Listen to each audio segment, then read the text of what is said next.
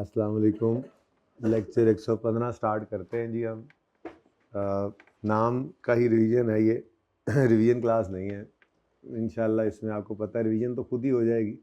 हमने कोशिश करनी है कि तकरीबन हर टॉपिक के कोई ना कोई सवाल कर लें, और जहाँ जहाँ पर जो चीज़ें कम रह गई थी, छोड़ी हुई चीज़ें, असल में तो हम वो कर रहे होते हैं। इसको मैं गैप एनालिसिस क्लास कहता हूँ कि जो चीज़ें रही हुई हैं, बल्कि कभी कभी मैं यूँ भी कहता हूँ जो पर्चे में आने वाली चीज़ें हैं हम इन क्लासेस में वो करते हैं। तो 2 दिन में हो ये हमारा काम, 3 में हो। वैसे आपको 3 के लिए तैयार किया हुआ है, लेकिन 2 या 3 जितने दिन लगेंगे, अच्छा 3 में नहीं होगा तो 4 लगा लेंगे, वो मसला नहीं है। लेकिन इसमें हमने प्रॉपर कोशिश करनी है हर टॉपिक का एक सवाल कम से कम होता चला जाए। रीसेंट अटैम्प्ट हमने सॉल्व करनी है और गैप एनालिसिस भी करके आते रहेंगे, और उसको भी फिर जो है वो गैप्स को भी फिल करते रहेंगे। ठीक है जी।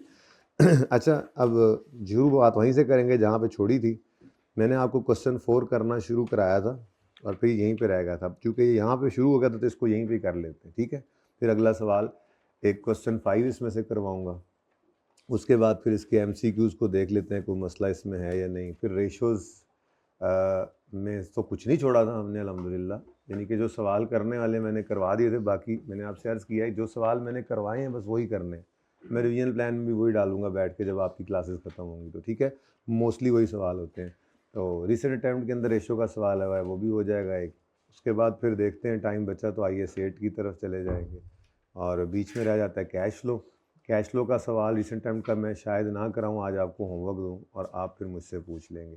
अल्लाह करे NPO के सवाल तक। असल में सवाल की तरतीब ये है कि मैंने अगर एंड से शुरू करना है तो NPO का सवाल सबसे पहला था, तो देख लेंगे इंशाल्लाह।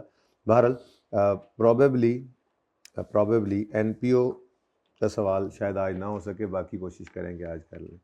फिर कल इंशाल्लाह इसी तरह से वॉल्यूम 1 भी साथ शुरू करेंगे। वैसे मेरा दिल था आज मैं IS 16 का एक नोट करवाऊँ, उसकी तैयारी भी थी मेरी, लेकिन आप लोगों की तैयारी नहीं लग रही, तो चलो देख लेते हैं। शुरू तो करें अल्लाह का नाम लेके। अच्छा जी, क्वेश्चन नंबर 4 हम देख रहे थे। क्वेश्चन नंबर 4 की रिक्वायरमेंट थी कंप्यूट करें बेसिक और डायल्यूटेड EPS पर शेयर, और फिर डिस्क्लोजर भी बनाना है। असल तो ये था इसमें, ठीक है जी।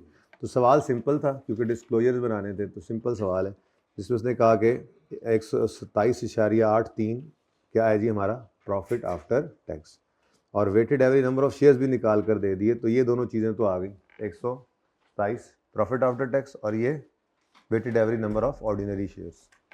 उसके बाद से कहा कंपनी ने इशू, अब ये एज एट 31 दिसंबर 2007 ये डिबेंचर्स इन इशू हैं। Company had issued debentures which are convertible into 3 million ordinary shares. The debentures holder can exercise option on 31 December 9। The debentures are not if debentures are not converted ordinary share, they will be redeemed on 31 December 9। The interest on debenture for the year amounted to, उस interest निकाल कर देगी। यानी वो ये कह रहा है कि 2007 के एंड पर ये डिबेंचर्स इशू किए हुए हैं, ये पोटेंशियल इंस्ट्रूमेंट्स हैं क्योंकि ये debentures convertible into ordinary shares हैं। तो कह रहा है 31 दिसंबर 9 पर या ये डिबेंचर्स कन्वर्ट होकर शेयर बन जाएंगे या ये डिबेंचर रिडीम होकर वापस कैश दे देंगे हम जिनको हमने इशू किए हुए थे, ठीक है। उन्हें इंटरेस्ट भी निकाल कर दे दिया। उसके बाद इररिडीमेबल प्रेफरेंस शेयर्स हैं जो कि 2004 में इशू हुए थे और ये भी कन्वर्टेबल हैं, कन्वर्जन दी हुई है, और वो 31 दिसंबर 10 पे कन्वर्ट हो सकते हैं। और डिविडेंड जो पे किया है इन प्रेफरेंस शेयर्स पर हमारे साल में, उसने डिविडेंड निकाल कर दिया हुआ है प्रेफरेंस डिविडेंड, इररिडीमेबल का प्रेफरेंस डिविडेंड, ठीक है। वैसे तो ये पॉइंट तीनों के तीनों ही कहाँ पे यूज़ होने हैं, डायल्यूटेड EPS में, ठीक है जी। लेकिन ये जो इररिडीमेबल प्रेफरेंस शेयर्स का डिविडेंड है ये बेसिक EPS की कैलकुलेशन में भी यूज़ होते हैं। बहुत पक्की चीज़ें रखनी है, चीज़ें आसान होती हैं, सवाल आना इसमें से अगर तो वो सीधा होना है, ठीक है जी। मतलब सीधा इसलिए होना है कि आपको प्रैक्टिस कर करके ना चीज़ें आप बस बाइफरकेट, सवाल लेंथी होगा, सवाल को 2 दफ़ा पढ़ना है, पढ़ के उसमें फिर इस तरह से निशान लगा देना है कि बेसिक EPS करते हुए ये पॉइंट्स पढ़ना है, फिर डायल्यूटेड में आना है तो ये करना है, बस आराम से करना है सवाल को, ठीक है।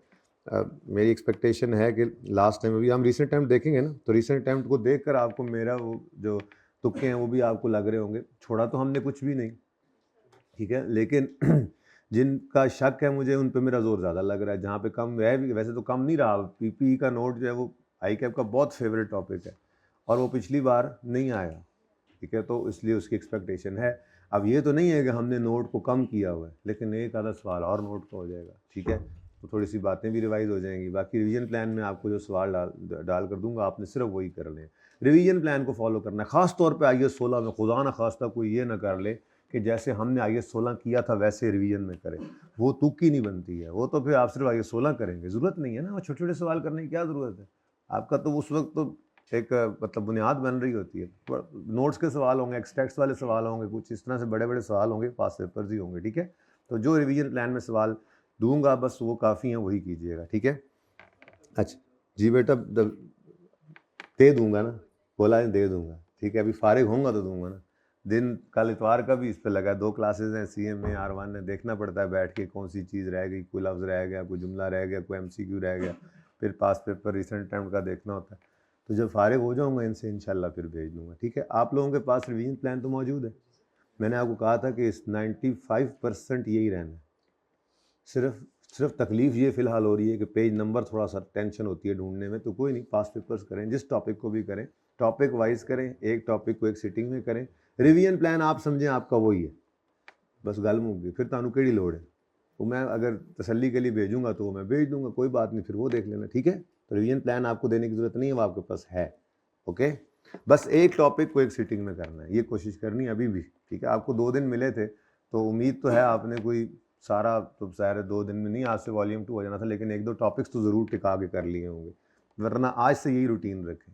रिवीजन तो मैं करवा रहा हूँ ना, आपने क्या करके तो तीर मार लेना एक दिन में, मैं आपको जी कल वॉल्यूम 1 करेंगे, तो आप वॉल्यूम 1 क्या करके आओगे, चलो कोई आपको मसला था तो वो जगह देख कर आ जाओगे, नज़र मारोगे क्या चीज़ रहती है, वरना आप अपनी तरतीब में तैयारी शुरू कर दो, उसमें आपका यही हो कि जो टॉपिक करो उसको प्रॉपर, एक को करो, 2 को करो, उसको रिवीजन में करो आप, ठीक है। और एक सिटिंग में एक टॉपिक पूरा करना है। लंबे टॉपिक आए तो हिम्मत करके बैठना है, 5 घंटे लगें, 6 लगें, 7 लगें, फिर एक सिटिंग में कोशिश कर, ठीक है। कोई नहीं, बंदा नमाज के लिए उठ जाता है, वॉशरूम जाना चला जाता है, कोई नहीं, लेकिन वैसे एक सिटिंग मतलब कोशिश करें कि इकट्ठे हो सकें, ठीक है।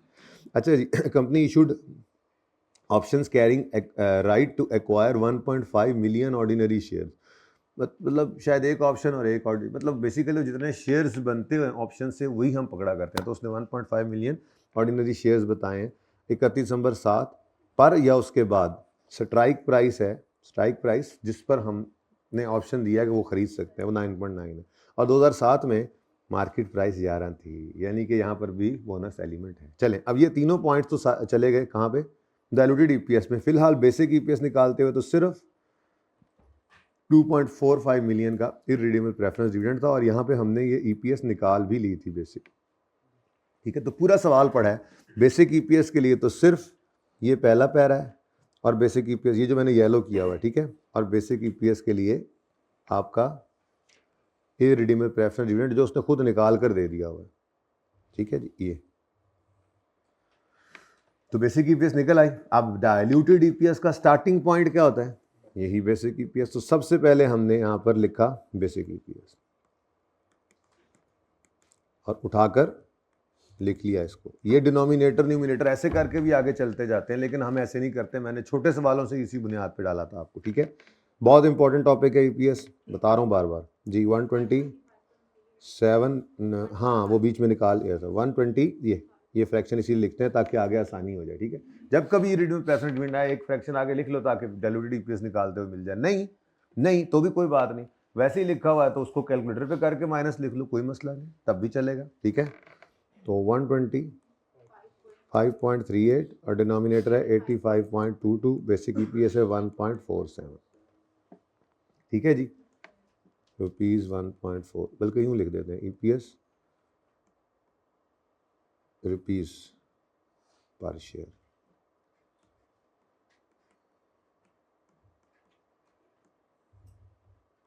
ठीक है।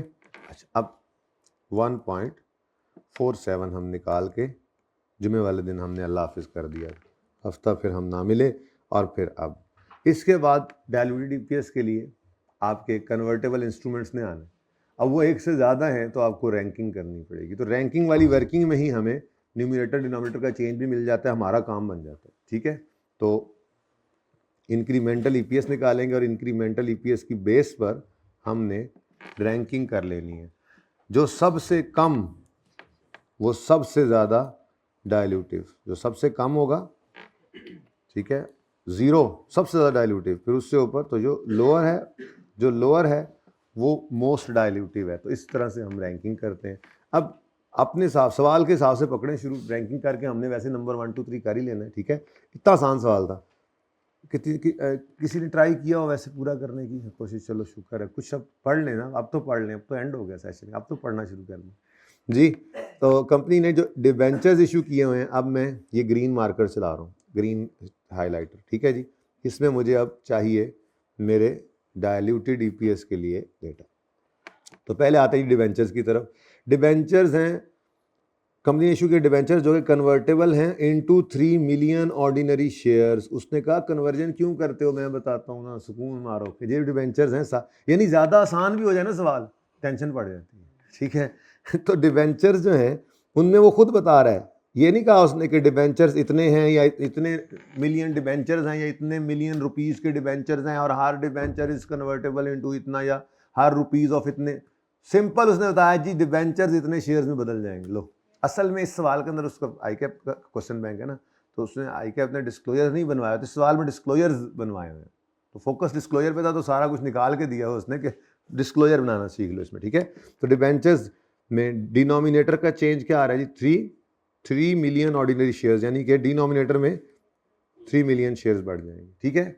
आगे कहता है if debentures are not converted they are redeemed on 31 December, the interest on debenture for the year amounted to 7.5 million। एक मिनट, टैक्स रेट कहीं गिवन है? यस गिवन है, तो फिर इस 7.5 मिलियन को नेट ऑफ टैक्स भी कर लो। 7.5 इंटू, अगर टैक्स रेट 30% है तो इसको हम क्या कर लें, सही है।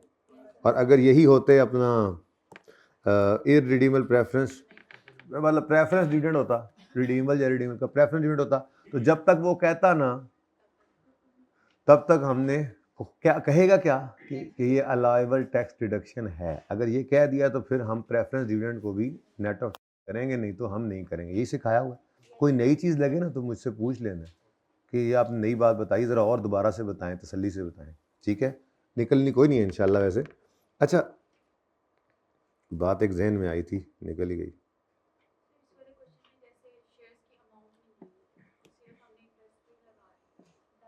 नहीं, क्या चीज़? और नहीं, वो तो कोई बात नहीं है, ये तो बात ही कोई नहीं, तो आसानी होगी ना। देखो, आपको डिबेंचर्स की अमाउंट क्यों चाहिए? क्या आपने अपनी रेशो, इस रेशो के ईपीएस के अंदर डिनोमिनेटर में लिखना है या न्यूमरेटर में लिखना है?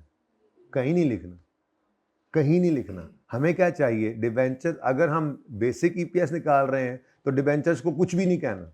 हाँ, अगर इररिडीमेबल प्रेफरेंस डिविडेंड है तो उसका डिविडेंड चाहिए। वो डिविडेंड निकालने के लिए आपको इररिडीमेबल प्रेफरेंस शेयर्स की अमाउंट कितनी है वो पता होनी चाहिए। वो कभी टोटल दे देगा, कभी फेस वैल्यू दे के नंबर ऑफ प्रेफरेंस शेयर्स दे देगा, तो वो भी निकाल कर दे दी, इसलिए उसकी भी कोई जरूरत नहीं। फिर अच्छा, फिर कन्वर्टेबल है तो कन्वर्जन के लिए आपको या तो टोटल अमाउंट चाहिए उस इंस्ट्रूमेंट की, डिवेंचर वगैरह कितने के हैं वो कन्वर्जन देगा, या नंबर ऑफ डिवेंचर देकर कन्वर्जन देगा, वो भी कन्वर्ट करके दे, इसलिए मुझे कोई जरूरत नहीं थी इन चीज़ों की, ठीक है जी।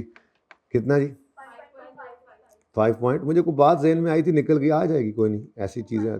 5.25, चलो 1.75। अब 1.75 देखो, ये इससे ज़्यादा है, नज़र आ रहा है कि ये एंटी डायल्यूटिव है, ठीक है। लेकिन हम अपनी रैंकिंग करते हैं, बस करी जाओ चुप करके काम अपना, आपको इससे क्या। नेक्स्ट जी, नेक्स्ट नंबर पे आ रहा है जी इररिडीमेबल प्रेफरेंस शेयर्स। अच्छी बात है जी, irredeemable preference shares are convertible into 4 million shares.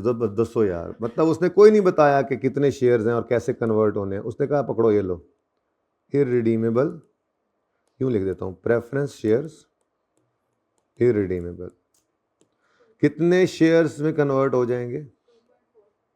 अच्छा, ये क्या नहीं, 4 मिलियन नहीं है। Irredeemable preference shares are convertible into 4 million ordinary shares. Numerator मैं आज होता, पहले वो आ गया तो वो लिख लेना, बड़े हो गए ना, पहले न्यूमरेटर ढूंढने क्यों भाई, सवाल पढ़ते जा रहे हैं, जो मिलता जा रहा है लिखते जा रहे हैं। अब ऐसे चलते हैं हम, ठीक है ना, बड़े हो गए ना अब तो, आप थोड़े बहुत तो बड़े हो ही गए आप। ओके, हर वो बच्चा जो डरेगा नहीं, जो सुकून से पर्चा करेगा, सवाल देखकर पहली बार यही लेकर कुछ नहीं आता, 2 बार सवाल पढ़ेगा, तीसरी बार शुरू करेगा, इंशाल्लाह अल्लाह ने चाहा तो उससे हर सवाल। मैं रीसेंट अटेम्प्ट आपके करूंगा यार, मैंने तो अभी तक पूरे सेशन में ना उसको आपको कहीं देखने दिया है, ना कहीं पे दिखाई है आपको वो अटैम्प्ट। पहले मैं होता था, आज से 1-2 अटैम्प्ट्स पहले तक मैं ये करता था कि मैं रिसेंट टाइम टेस्ट में दे देता था, टॉपिक तैयार हुआ साथ ही दे दिया। इस दफ़ा वो भी नहीं किया, छुपा के रखा हुआ है, आपके सामने ओपन करता जाऊँगा, आप खुद देख लीजिएगा ये क्या सूरत हाल है। कितनी कुछ चीज़ें नहीं है। 90% तक पर्चा ऐसा होता है जो बिल्कुल की हुई चीज़ें होती हैं, तो 10% में थोड़ा सा दिमाग चलाना पड़ जाए तो कोई मसला। और फिर हर सवाल को आधा सही करना है, आधे से ज़्यादा सारा सही करना तो पास होने के लिए ज़रूरी भी नहीं। तो आधा सवाल भी सही ना हो तो फिर आपने क्या 4 साढ़े 4 में चक मारी।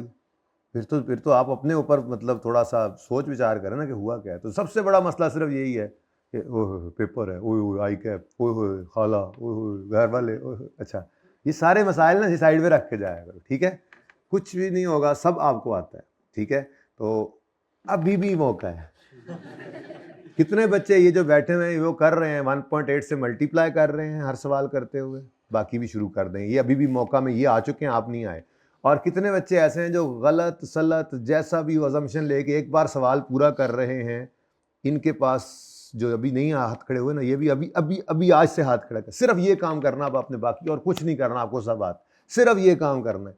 हर सवाल को मार्क्स इंटू 1.8 करके करना है, और हर सवाल को जैसे तैसे भी हो कसम उठा लेनी है एक बार, जब तक मैं अपनी तरफ से कुछ भी कर दूं, कुछ चवल ही मार दूंगा, लेकिन पूरा करके एक बार फिर उसके बाद सोल्यूशन देखूंगा। ये करना है बस आपने, सिर्फ ये करना है, और कुछ भी बाकी नहीं है। पेपर पास हो जाएगा इंशाल्लाह। आगे आपकी मर्जी है, अगर ट्राई करना है एक बार इस तरह से ना करके तो अगली बार फिर कर लेना।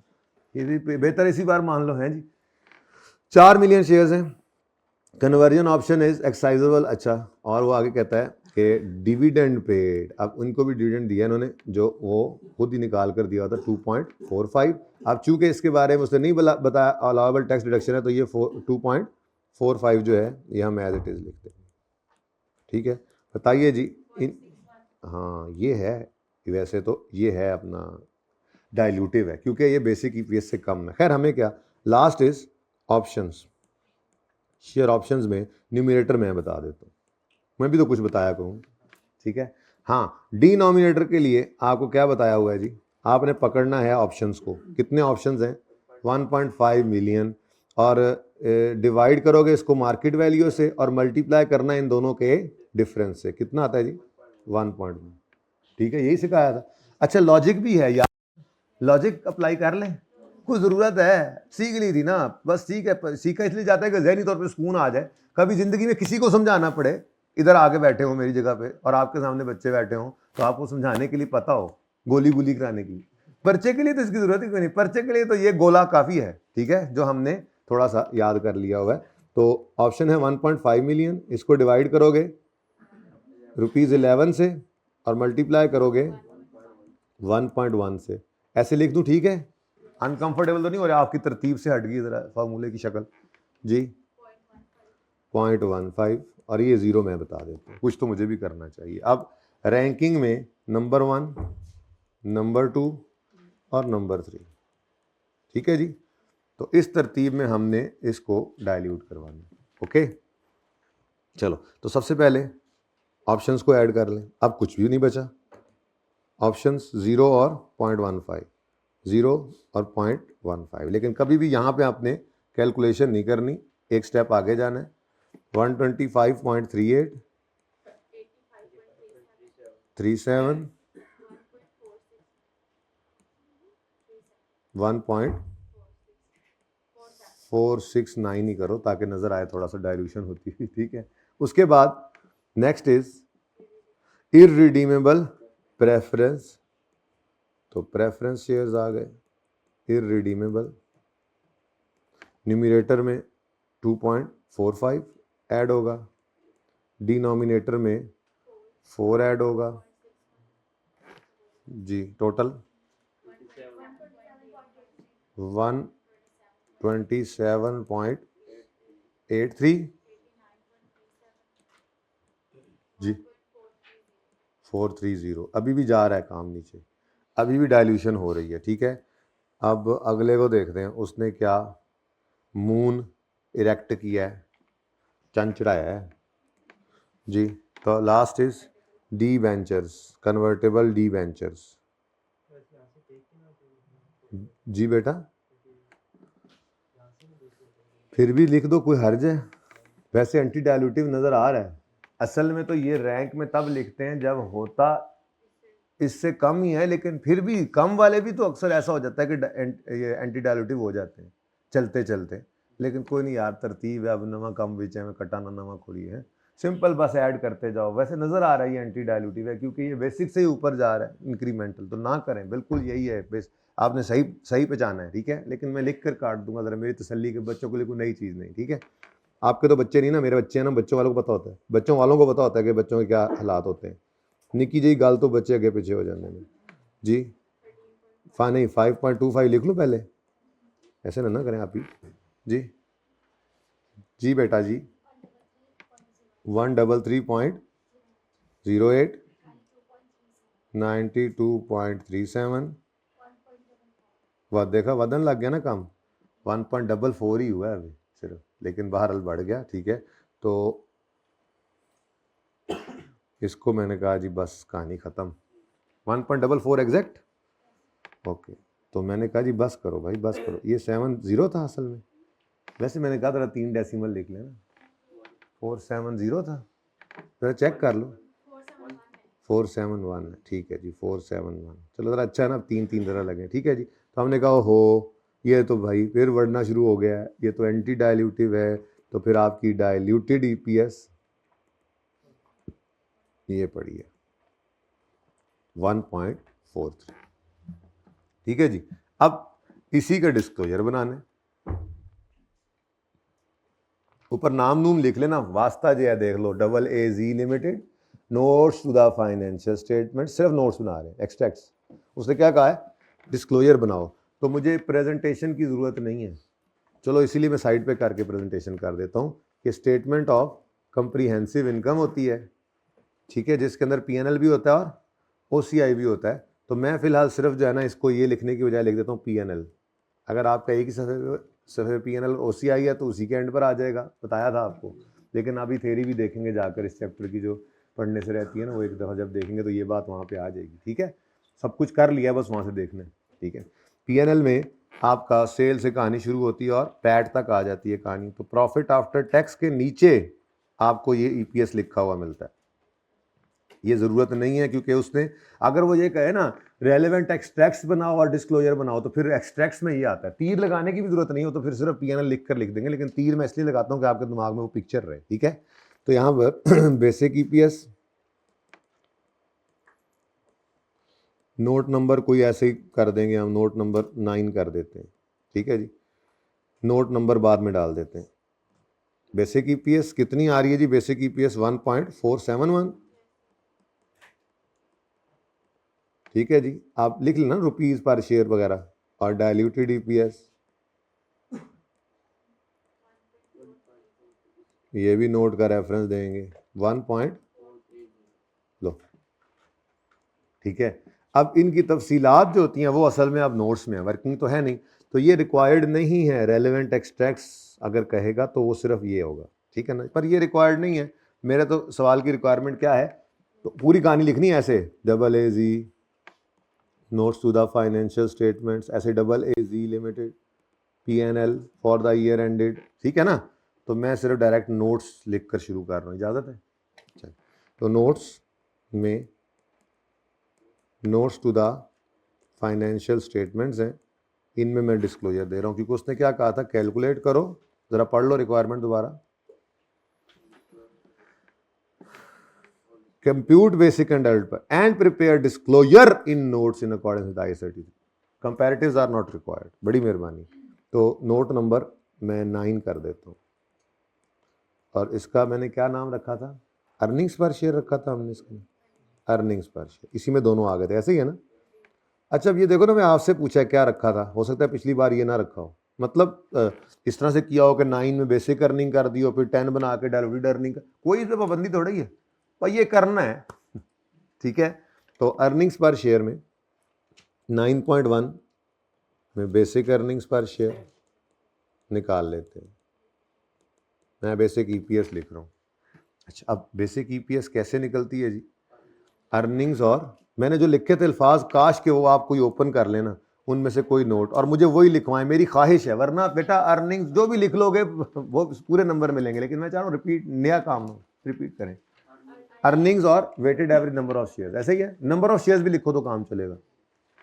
तो अर्निंग्स है और नंबर ऑफ शेयर्स है। एक मिनट, नंबर ऑफ शेयर्स लिख लूं जरा।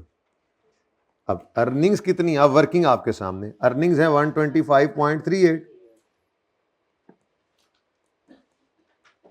और शेयर्स हैं 85.22, और इसको हम कह लेते हैं जी ए और इसको कह लेते हैं बी। जरूरत तो नहीं है वैसे, आपको मैंने फाइनेंशियल स्टेटमेंट्स एक बार दिखाई थी, उसमें ए और बी नहीं लिखा हुआ था, ए डिवाइड बाय बी नहीं लिखा हुआ था, लेकिन चलो कोई नहीं, आप इतना कर दो एग्जामिनर के साथ, मेहरबानी। तो ये 1.471 आया, ठीक है जी, ये बेसिक ईपीएस आ गई, ठीक है। अब बेसिक ईपीएस 1.471 आ गई 9.1 में, तो अब अगली मुसीबत पड़ गई इसको। यूज़र कहता है जी पीएनएल के अंदर तो 127.83 मिलियन का प्रॉफिट आफ्टर टैक्स नज़र आ रहा है, और आपके पास प्रॉफिट जो है, प्रॉफिट होता है ना अर्निंग्स, आपके पास ये कुछ और नज़र आ रहा है, कुछ समझ नहीं आई। हमने कहा तुम्हें हम समझाते हैं यार, तुम्हें अब क्या बताएं हम, तुम सारी क्लासें पढ़ते हो नहीं, आखिरी क्लासों में भी घर भाग जाते हो, तुम्हें क्या बताएं अब हम कि ये क्या है। चलो फिर बता ही देते हैं। तो हमने कहा यार नोट नंबर 9.2 में तुम्हें बताते हैं हम कि ये अर्निंग्स और पीएनएल वाली अर्निंग्स में क्या मुसीबत है, क्या फ़र्क जी। तो बस अर्निंग, हाँ कुछ भी लिख दें, कोई पाबंदी नहीं, इसमें कभी भी परेशान नहीं होना कि हम क्या लिखें, सर ने क्या लिखा था, कुछ भी लिख दो, बस ये चीज़ें लिख। क्योंकि स्टैंडर्ड ये नहीं कहता कि फलान नाम के साथ ये करो, वो कहता है बस ये बातें बताओ, तो हम वो बातें बता रहे हैं। तो आप अर्निंग नहीं लिखते, आप प्रॉफिट आफ्टर टैक्स लिख देते हो, कोई मसला नहीं, ठीक है, कोई मसला नहीं, लेकिन बस एक इसलिए रखता हूँ कि ये भी गैर महसूस तरीके से याद होती हैं चीज़ें, ठीक है जी। तो 9.2 में अर्निंग्स जो लिखी हैं उनकी रेकन्सिलिएशन हमने करनी, ठीक है, रेकन्सिलिएशन करनी है अर्निंग्स पीएनएल वाली और अर्निंग्स ईपीएस वाली, ठीक है जी, ओके। अच्छा, अब पैट पकड़ो, पैट जी, जो आपको ऊपर फॉर्मूला लिखा हुआ था ना, इसीलिए लिखा हुआ था।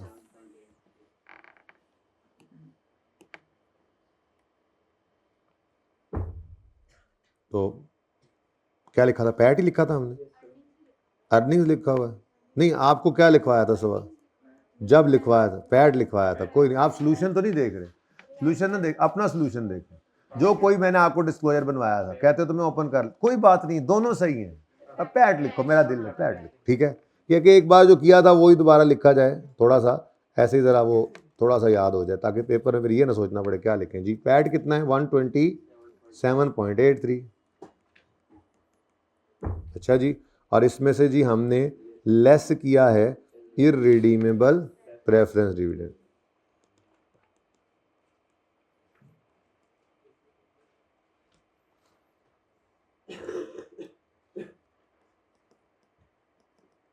वो है जनाब 2.45। ज़रा मैंने ऐसे ज़रा लाल रंग कर दिया ताकि दूर से नज़र आए जी। आबादी माशाल्लाह बेहतर हो गई है, मेरा दिल भी थोड़ा सा जी। 125.3 है, ठीक है भाई यूज़र। अच्छा, नीचे भी कुछ लिखने की ज़रूरत नहीं है, ये और चलो मैं बचत करा देता हूँ आपकी थोड़ी सी, ठीक है, कि जो आंसर आया है बस ये नहीं लिखना कि ये क्या है, पता है उसको क्या है, ऊपर से लिख के तो ला रहे हैं कि हम ये अर्निंग्स को रेकनसाइल कर रहे हैं, ठीक है ना, थोड़ी और बचत कर लेते हैं, टाइम बच जाएगा। नेक्स्ट अब क्या बताना है उसको, डायल्यूटेड ईपीएस कैसे निकली, तो 9.3 कर दो डायल्यूटेड ईपीएस।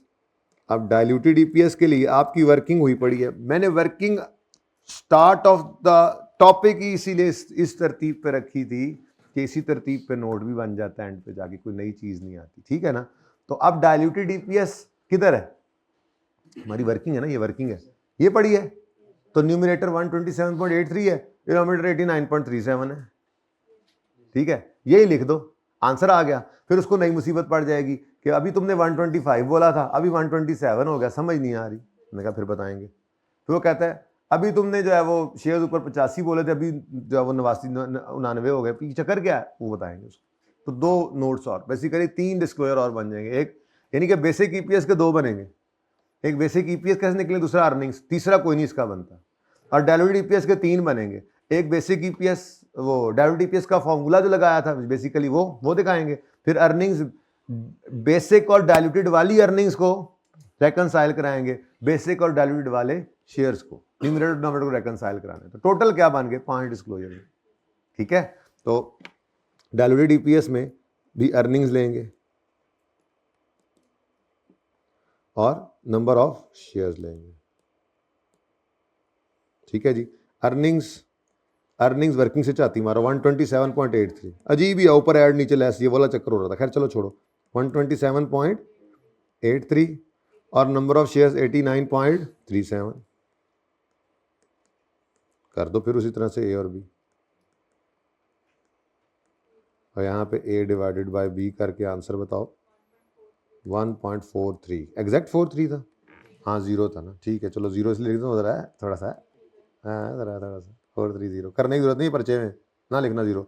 पर्चे में 0 लिख कर ही आधा सेकंड ज़ाया ना करना। पर्चे में इतना कीमती होता है वक्त, आप एक एक सेकंड कीमती, एक एक सेकंड कीमती। सांस बस चल रहा हो, पता ना हो कि सांस चल रहा है, इतना कीमती होता है कि सोचना नहीं है सांस ले रहा हूँ या नहीं। मेरा सांस तो आता ही नहीं पेपर में सर है, हमारा सांस तो आता ही नहीं। अच्छा जी, अब अर्निंग्स में मसला पड़ गया। मैंने कहा यार अच्छा यार टेंशन क्यों लेते हो, अब ये मैं ब्लू कर लेता हूँ ज़रा। ठीक है, अर्निंग्स नोट नंबर 9.4 बन जाएगा और नंबर ऑफ शेयर्स के लिए नोट नंबर 9.4। ठीक है जी, तो 9.4 में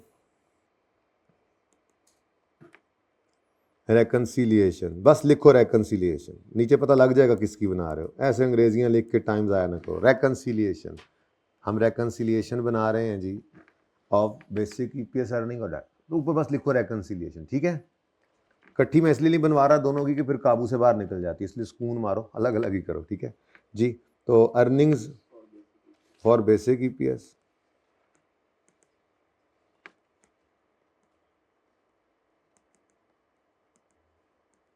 अर्निंग्स फॉर बेसिक ईपीएस। अब ये देखो, ये काम चलना है, ये इसको पकड़ना है और इसको पकड़ना है, और दरमियान में जो है बस जो है वही नजर आना चाहिए। ठीक है, तो ऑप्शंस का तो 0 ऐड हो रहा है, तो 0 ऐड करके नहीं दिखाना। ठीक है ना, कभी भी ऑप्शन न्यूमरेटर में आएगा नहीं, ऑप्शन का हमेशा न्यूमरेटर क्या होता है? 0 ही होता है ना, इसलिए बस आपने प्रेफरेंस शेयर दोबारा लिख देना। ठीक है, अर्निंग्स फॉर बेसिक ईपीएस कितनी है? 125.38। अब ये थोड़ा अजीब सा लगता है ना, ये इरिडीमेबल प्रेफरेंस डिविडेंड ना होता तो अच्छा होता, डिबेंचर कोई और चीज़ होती इस तरह से। ठीक है ना, कोई और चीज़ ऐसी होती जो ऊपर माइनस ना हो रही होती और नीचे हो रही होती, तो ज़रा ज़्यादा अच्छा लगता है। लेकिन अब क्या करें, अब ये तो सवाल है। ठीक है, मैंने तो आपको ऐसे ही सवाल का किसी का बनवाया था जिसमें ऐसा नहीं था पहले। 127 पॉइंट कितना था? 38। अब इधर देखो जी, इधर वर्किंग बताएगी आपको, वर्किंग 125 से 127 तक आते हुए क्या हुआ है जी? ऐड हुआ है कुछ प्रेफरेंस शेयर्स का डिविडेंड, तो यहाँ पे आपने आकर लिखा ऐड भी लिखना पड़ेगा। हाँ, ऐड इररिडीमेबल प्रेफरेंस डिविडेंड 2.45। ठीक है जी, बस कुछ और तो नहीं हो रहा ऐड, देखो ना, तो बस इसको टोटल कर दो। ये 7.38।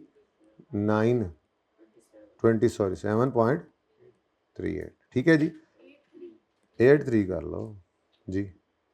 अब इधर देखो जी, ये 127 यहाँ यूज़ किया है, हैं ये क्या अभी 125 था और यार ये हुआ है। अच्छा अच्छा अच्छा, ठीक है, आगे बढ़ते हैं जी। उसके बाद एक और रेकन्सिलिएशन आ गई, चलो इतना ही कर ले।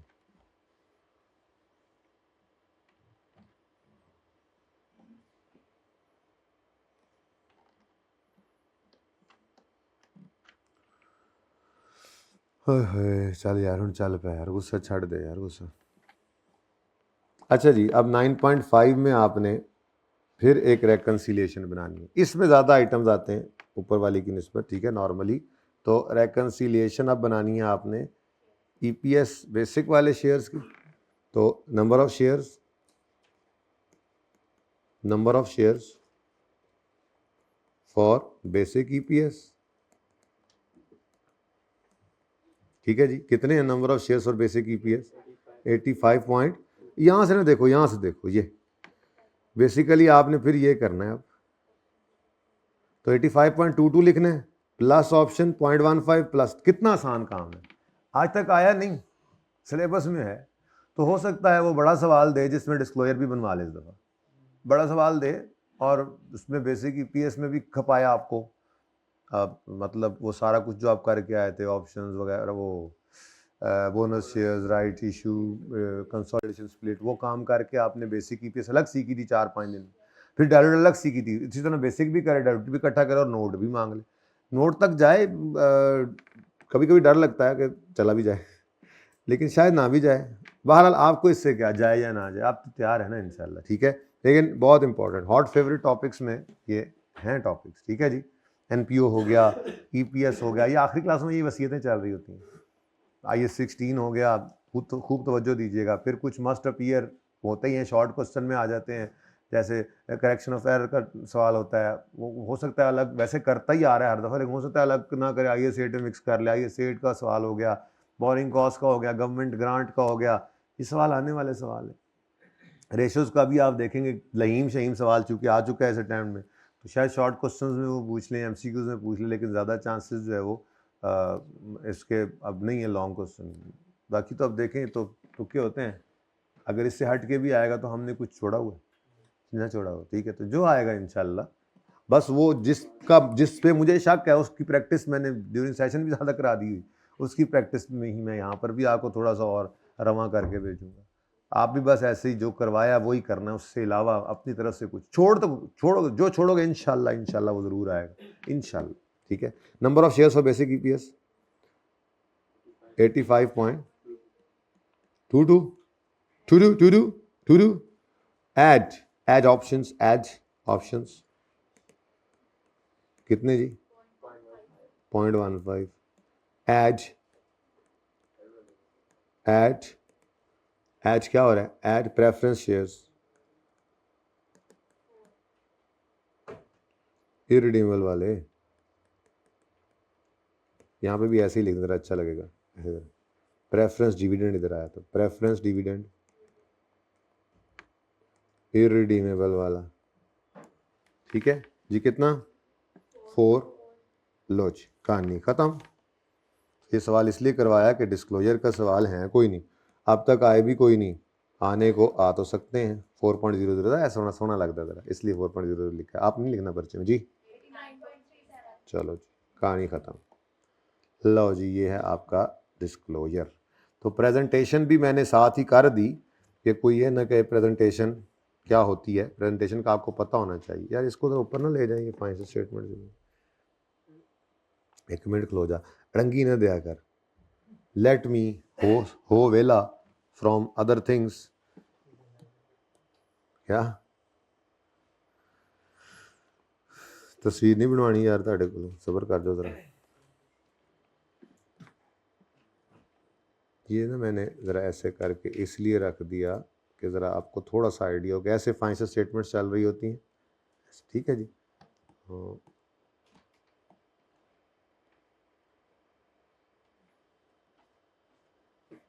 तो अगर कहे प्रेजेंटेशन, तो प्रेजेंटेशन आपके सामने है ऊपर, प्रेजेंटेशन है ऊपर, ठीक है जी। प्रेजेंटेशन और डिस्क्लोजर उससे नीचे आ रहा है, ठीक है। तो प्रेजेंटेशन मींस के पीएनएल में, बैलेंस शीट में कहाँ नज़र आएगी, तो भाई पीएनएल में नज़र आती है, बैलेंस शीट में तो ये बेसिक ईपीएस, ये ईपीएस नज़र नहीं आती, अर्निंग पर शेयर पीएनएल में नज़र आती है। प्रेजेंटेशन तो आ गया आपके सामने ये। फिर डिस्क्लोजर क्या है, भाई डिस्क्लोजर ही है, बस इतना सही है, ठीक है। तो इसकी एक पिक्चर अब तो मुश्किल होगी बनानी, क्या करें, एक काम करता हूँ ना, ये मैं यूँ कर देता हूँ कि जैसे आपने पर्चे में बनानी है, कम से कम ये कर लेते हैं कि ये उस पर फिर अंग्रेज़ी पढ़ा देता हूँ कि बेसिकली तो उसने ये ऑप्शन दिया हुआ है स्टैंडर्ड ने। क्या ऑप्शन है जी, कि अगर आपकी, जैसे मैंने आपको दिखाई हुई थी एक फाइनेंशियल स्टेटमेंट्स, अगर आपकी फाइनेंशियल स्टेटमेंट्स में पीएनएल अलग सफ़े पे है और ओसीआई अलग सफ़े पे है, तो फिर आपको पीएनएल वाले सफ़े के एंड पे बेसिक ईपीएस को प्रेजेंट करना है, ठीक है। और अगर आपके एक ही सफ़े के ऊपर पूरा स्टेटमेंट ऑफ कॉम्प्रिहेंसिव इनकम बनता है, तो ठीक है, फिर उसमें आपने उस सफ़े के एंड पर लिख देना EPS, ठीक है। तो बहरहाल ये 1 मिनट तो तस्वीरें बना ली हैं गलती है, छोटी सी गलती नहीं है बेसिकली, 9.3 नहीं, हाँ 3, ये 3 लिखना भूल गया था, ठीक है जी। तो लें जी, ये आपकी प्रेजेंटेशन और डिस्क्लोजर। कोई मसला तो पूछ ले। हाँ आप पूछ रहे थे तुम कुछ, है कश्मीर वाला है, कुछ ना भाई, भूल गए हो यार, मुझे माफ़ कर दो फिर, है मैंने आपको टोका, मैंने चलाया टोका। दे दो इनको पेपर, दे दो इनको, दे कर इधर रख के चले जाओ, ले लेंगे खुद ही। चलो पकड़ा दो इधर आगे आके, सर चलती जाएगी, जाओ बैठ के पढ़ो। अब कितने हैं देख लेते हैं, एंड पे फिर देख लेंगे, हम खुद ही कर लेंगे मैनेज। एजाज को दे दो, बाकी एजाज जो कम पढ़ जाए वो कॉपी खुद ही करा लेंगे, तो नस जाओ ने तो।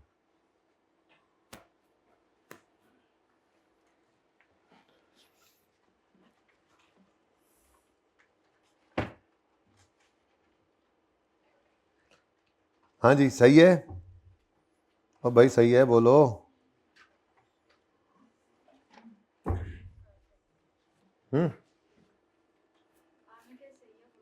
हाँ सही है मैंने कहा, अच्छा चलो फिर 5वां सवाल करते हैं, जल्दी करो जल्दी करो, EPS को थोड़ा और पक्का करें, आधा घंटा और लगाते हैं EPS पे, बल्कि यूँ करें पौना घंटा और लगाते हैं, 9 बजे तक EPS करके फिर इसकी जान छोड़ देते हैं, फिर चलते हैं रेशोज़ पर। मज़े की बात है, रेशो का जो रिसेंट टाइम का सवाल आया है उसके अंदर उसने EPS भी मांगी, यानी कि रेशो, मैंने आपको कहा था EPS भी एक रेशो है, वो भी सवाल करना है, थोड़ी सी EPS की थ्योरी भी पढ़नी है। फिर ये EPS, रेशो और फ्रेमवर्क, ये तो मेरी तरफ से हो जाएगा, अल्लाह हाफिज़। उससे पीछे फिर आता है NPO, कैश फ्लो और IS8। तो IS8 को पकड़ लेंगे, उसमें ज़रा चीज़ें रहती हैं थ्योरेटिकली, ठीक है। और कैश फ्लो का सवाल आपने करना है आज लाजमी, कुछ आपने भी साथ करना है, एक सवाल शायद पूरे पर्चे में मैं यही ना करवाऊँ, कैश फ्लो के सवाल पे ऐसे ही 1.5 घंटा पहले आप लगा लो, कोई मसला होगा तो डिस्कस कर लूँगा, ठीक है। बाकी देखें अब कितना होता है, टाइम दरअसल मसला है सारा। 11:15 तक आपको मैंने, कितने 11:15 11:30 कितना, 11:30 तक, अब टाइम ही बड़ा थोड़ा, ठीक है। तो इसलिए 3-4 दिन पे फैला लिया ना कि आराम सुकून से करें, कुछ सिरों थोड़ी लाना है। तो सिलेबस तो मैंने जुमे को ख़त्म कर दिया था, मुझे समझ नहीं आई कि मैंने कहा हफ्ते को बुलाना ऐसे ही है, फिर दूसरों को बुला के उनको फारिग कर लिया उसको, ठीक है ना। तो आप लोगों का सिलेबस मेरी तरफ से वैसे ख़त्म है, बस ये चीज़ें पक्की कर रहे हैं, लेकिन ये ज़रूरी है क्योंकि पेपर के लेवल पे, एग्ज़ाम लेवल पे, ICAP का भी एक अपना लेवल है ना, उस लेवल पे आने के लिए कुछ चीज़ों को ज़रा अच्छे से करना होता है, वो कर रहे हैं, वरना अभी वो लेवल नहीं है, EPS में वो लेवल नहीं है इस सवाल के पहले, ठीक है, इस सवाल के बाद ही बनेगा। जल्दी आ जाओ, भी बड़े टाइम पे आया आप लोग, हमने देखो सारा डिस्क्लोजर बना लिया, चेक करो ज़रा हमने क्या कुछ कर लिया, आप लोगों को परेशान करूँ मैं, ये देखो लेट आने वालों, ये देखो। अच्छा जी चलें जी, क्वेश्चन नंबर 5, कितने बच्चों ने अटैम्प्ट किया हुआ है 5? हाँ अटैम्प्ट तो किया होगा ना, जिन्होंने टेस्ट दिया सर उन्होंने अटैम्प्ट किया, अच्छा सवाल था, आ जाओ। Compute basic and direct EPS to be disclose, बहुत इंपॉर्टेंट है इस रिक्वायरमेंट को समझना। मुझे बताएं, वो कह रहा है कंप्यूट करो बेसिक और डायरेक्ट EPS पर share to be disclose in PTL's financial statement for the year 30 June 21 and 22, यानी कंपैरेटिव शो करो। वैसे 21 एंड 22 जब लिख दिया तो ये लिखने की जरूरत तो नहीं थी आई क्या, चलो खैर। मेरा सवाल, कंप्यूट तो करनी है, डिस्क्लोजर भी बनाना है ना, डिस्क्लोजर बनाना है, धोखा ना खा जाना। उसने कहा है बेसिक और डायल्यूटेड EPS निकालो जो कि डिस्क्लोज करने के लिए यूज़ करें, मतलब ये नहीं ले लेना पागलों की तरह डिस्क्लोजर बनाने लग जाए, डिस्क्लोज का लफ्ज़ आ गया शुरू हो जाओ, रिक्वायरमेंट ध्यान से पढ़नी है, ठीक है, खाम का काम नहीं बढ़ा लेना अपना, ओके। अच्छा सवाल को ज़रा क्विकली पढ़ते हैं। वैसे मैंने आपको एक बात कही थी कि जैसे during the year shares issue हों, ordinary shares during the year अगर इशू हों तो आप उन पे क्या करते हो, टाइम फ्रैक्शन लगाते हो। ऐसे ही अगर ड्यूरिंग द ईयर कोई कन्वर्टेबल इंस्ट्रूमेंट इशू हो रहे हैं तो उन्होंने डायल्यूटेड EPS में जब यूज़ होना है तो न्यूमरेटर के अंदर जो उसका फिगर, जो आंसर जो न्यूमरेटर में उसने चेंज लाना होता है उसको भी आपने टाइम फ्रैक्शन लगा देना, और जो डिनोमिनेटर में है, यानी change in numerator change in denominator जो आप निकालते हैं वैसे ही निकालेंगे, लेकिन टाइम फ्रैक्शन भी साथ लगा देंगे। ये मैंने आपको ज़बानी कलामी बताया था 2 दफ़ा, सवाल में ना आया था, सवाल में मेरे ख्याल में पास पेपर 2 में आया था, 3 में था, वो तो किया नहीं था हमने, और फिर टेस्ट में इत्तेफाक से आ गया। तो ज़बानी की हुई बातें भी कभी कभी बड़ी अहम होती हैं, पर्चे के अंदर वो आ जाती हैं, उस्ताद तो बता देता है, सवाल होता नहीं है मिसाल के तौर पे कि यार ऐसा कर लेना, और फिर वो बात बस ऐसे ही होके गुजर जाती है और पर्चे में आ जाती है। तो बड़ी इंपॉर्टेंट होती हैं बातें, किताब के ऊपर लिखी हुई बात से ज़्यादा क्लास के अंदर हुई हुई बातें अक्सर काम आ रही होती हैं। तो भाई छोटी छोटी बात भी परेशान नहीं होना, इससे मतलब ये कि इंशाल्लाह ऐसी बातें लग जाती होती हैं कभी कभी। ये कह रहा हूँ, ये नहीं कि सर हम कैसे याद रखेंगे, तो इतने दिन हो गए, आज 115वां लेक्चर हो गया, अब हमें कहाँ से याद है, हर रोज़ 2-2 घंटे पढ़ पढ़ के यहाँ तक हम पहुँचे। तो कोई नहीं, आपको याद है इंशाल्लाह, जो नहीं याद होगी वो तो नहीं होगी। Peach tree limited was in, नाम बदल दिया था, peach tree limited was incorporated on 1 July 20, year end 30 June 21 और 30 जून, यानी कि पहला साल ये है, 1 जुलाई 20 को इनकॉर्पोरेट हुई है ना। अब बोलो, तो 30 जून 21 पे पहला साल एंड होना है, और 30 जून 22 पर, ठीक है। तो ये कहानी है जी। तो पहला साल इनकॉर्पोरेट जब हुई है वो उसने हमें दे दिया, ठीक है। आसानी ये हो जाएगी कि ओपनिंग कुछ भी नहीं होगा, ठीक है जी। Following has been extracted from financial for the year 30 June 2022। तो 22 के अंदर और 21 के अंदर ये मामला हैं। बेसिकली यहाँ पे जो टोटल कम्प्रिहेंसिव इनकम आ रही होती है ना, इसके नीचे ही तो यहाँ पे हमने ईपीएस लिखनी होती है, ठीक है। चल, अब नेट प्रॉफिट गिवन है, revaluation surplus arising during the year given है, और टोटल कम्प्रिहेंसिव इनकम गिवन है। पहला सवाल मेरा, इस रीवैल्यूएशन सरप्लस का हमने क्या करना है? इस ईपीएस के सवाल में तो कुछ भी नहीं करना, हमें चाहिए होती है प्रॉफिट आफ्टर टैक्स की फिगर, और बस वही चाहिए होती है। उसी के अंदर फिर आपने अगर इरिडीमेबल प्रेफरेंस डिविडेंड तो माइनस कर देना है, और जब आप डाइल्यूटेड ईपीएस में जाएंगे तो इसी के अंदर ही चीज़ें ऐड बैक करनी है आपको, ठीक है ना। तो इसलिए धोखा था धोखा, तो ले दे के मेरे पास क्या रह गया, बस पैड नेट प्रॉफिट। चल, बड़े मज़े की क्लास होती है, ऐसे सुकून है ना, कोई क्लास ख़त्म होने की टेंशन, मतलब अगली क्लास की टेंशन। अभी थोड़ा सा महसूस होगा कि थक रहे हैं, 10 मिनट ब्रेक करके फिर आ जाएंगे। बड़े मज़े की क्लास होती है ये जी। तुम्हें टेंशन हो रही है किस बात? नहीं तो पढ़ाने के लिए बुलाया, और क्या मैं क्या कर रहा हूँ? आप बस ये 2-3 दिन से ये सोच के आना है कि हमने FR1 जो घर पे पढ़नी थी वही यहाँ पे पढ़ रहे हैं, तो बाकी कोई पर्चे की तैयारी अपनी जारी रखें। इसको जब मैं कहूँगा अब चलो जाओ अब शुरू कर दो, फिर अपने वाली शुरू कर देना। तो ये यूँ समझ लो, एक रिवीजन आपको कहा है, 2 रिवीजन आपने करनी है प्रॉपर, एक मॉक से पहले, एक मॉक के बाद। ये एक तीसरी रिवीजन मैं करवा रहा हूँ, यानी हमने तीन रिवीजन ये हो गई तफसील वाली, और एक आप पेपर से पहले वैसे तसल्ली के लिए करते हैं, तो 4 बन गई। तो ये एक रिवीजन है जो मैं करवा रहा हूँ, ठीक है। हर टॉपिक जो आपको करवाऊँगा तकरीबन कोई शायद ही रहे, हो ही जाना है। बस अब फ्रेमवर्क पे नहीं जाऊँगा मैं, अभी तो निकल के उसमें क्या है, ठीक है, वो आप खुद कर लेना, ठीक है। Detail of shares and bonds issued by, shares and bond issued by PTL since incorporation are as follows. अब जाहिर है 1 जुलाई 22 को तो शुरू हुई है, तो 50 मिलियन ऑर्डिनरी शेयर्स पहले ही दिन इन्होंने इशू कर दिए, ठीक है, और वो इशू किए हैं 14 ईच पर। अब नहीं बता रहा कि ये मार्केट प्राइस इस दिन कितनी है, तो फिर यही है, क्या ख्याल है? इशुएंस ऑफ शेयर्स है, और बेसिक ईपीएस में वो अभी समझो पहला लेक्चर चल रहा है। डाइल्यूटेड ईपीएस में 7वां 8वां लेक्चर था, नहीं पहला लेक्चर क्या था, बेसिक ईपीएस निकालते हुए शेयर्स इशू हुए थे। बस टाइम फ्रैक्शन का मसला होना था, वो भी नहीं है, क्योंकि पहले ही दिन ये शेयर्स, लेकिन शेयर्स इशू हुए हैं एट मार्केट प्राइस। तो फिर ये अज्यूम करेंगे ना कि ये क्या है, ये मार्केट प्राइस है, क्योंकि उसने नहीं बताया कि जैसे राइट इशू में नॉर्मली होता था कि मार्केट प्राइस 15, 16, 17 है तो वो 14 पे इशू कर दिए, ऐसा तो नहीं है, ठीक है। नेक्स्ट, ये बहरहाल ये पॉइंट कहाँ पे यूज़ होना है, बेसिक ईपीएस में, ठीक है, ओके। अच्छा, उसके बाद ऑन 1 जुलाई 20 उसी दिन 10 मिलियन 12% रिडीमेबल प्रेफरेंस शेयर्स, ये कौन से होते हैं जी? वापसेबल लोन।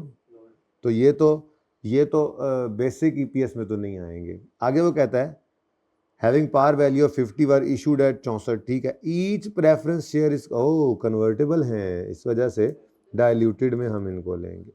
बेसिक ईपीएस में इन्होंने कोई नहीं आना, और ना ही ये वो हैं प्रेफरेंस शेयर्स हैं कि इनका डिविडेंड भी आए बेसिक ईपीएस, तो ये सिर्फ डाइल्यूटेड में जाएंगे।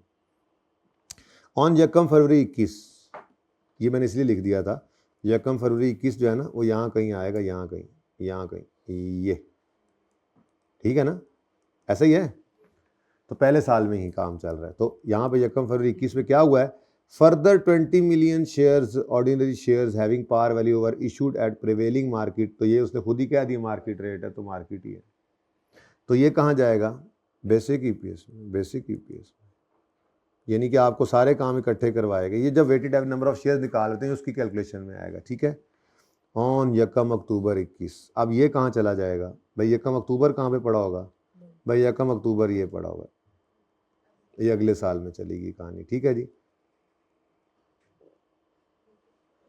और ये क्या हुआ है जी, राइट इशू है, तो राइट इशू है तो कोई नहीं, बेसिक ईपीएस में आता है राइट इशू, बेसिक ईपीएस में आता है, और फिर चंगा भला आता है वो तो, थ्योरेटिकल एक्स राइट प्राइस निकालनी पड़ती है, ऐसे ही है ना, और फिर उसके बाद वो कहानी वो वापस भी आना पड़ता है, सब कुछ ही है इसमें, ठीक है। उसके बाद यकम नवंबर 21, नवंबर 21 यहाँ पे बन रहा है, यहाँ पे, ठीक है। इस दिन क्या हुआ, 3 million convertible bonds having par value of 100 were issued. The bond carry interest at 10% per annum payable on 31 October. Each bond is convertible into, एक तो ये डायल्यूटेड में आएगा, और दूसरा इस पर फ्रैक्शन भी लगना है। फ्रैक्शन के साथ क्यों आएगा, क्योंकि ड्यूरिंग द ईयर ये हमने जो है वो इशू किया, ठीक है जी। Okay done. सवाल में तो कोई जान नहीं खास नजर आ रही, सवाल फिर छेती कर लेते हैं मेरे ख्याल में। अच्छा अब तरतीब से चलना है।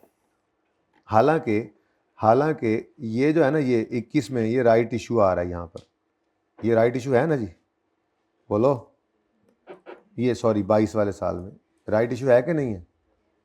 अब ये जो राइट इशू है ना जालिम, इस राइट इशू ने 21 वाली ईपीएस को भी छेड़ना है, आपको पता है, लेकिन मैंने आपको नहीं छेड़ देना। मैंने तरतीब क्या बनाई, डायरेक्ट नहीं चलना। तरतीब क्या बनाई थी, पहले हम 21 की ईपीएस सुकून से निकालेंगे, जैसे 22 है ही नहीं, जब 22 आएगा तो उस वक्त 22 को पहले निकाल लेंगे, और फिर कहेंगे हो 22 की वजह से 21 भी रीस्टेट हो रहा है, तो फिर सिर्फ 21 को एक।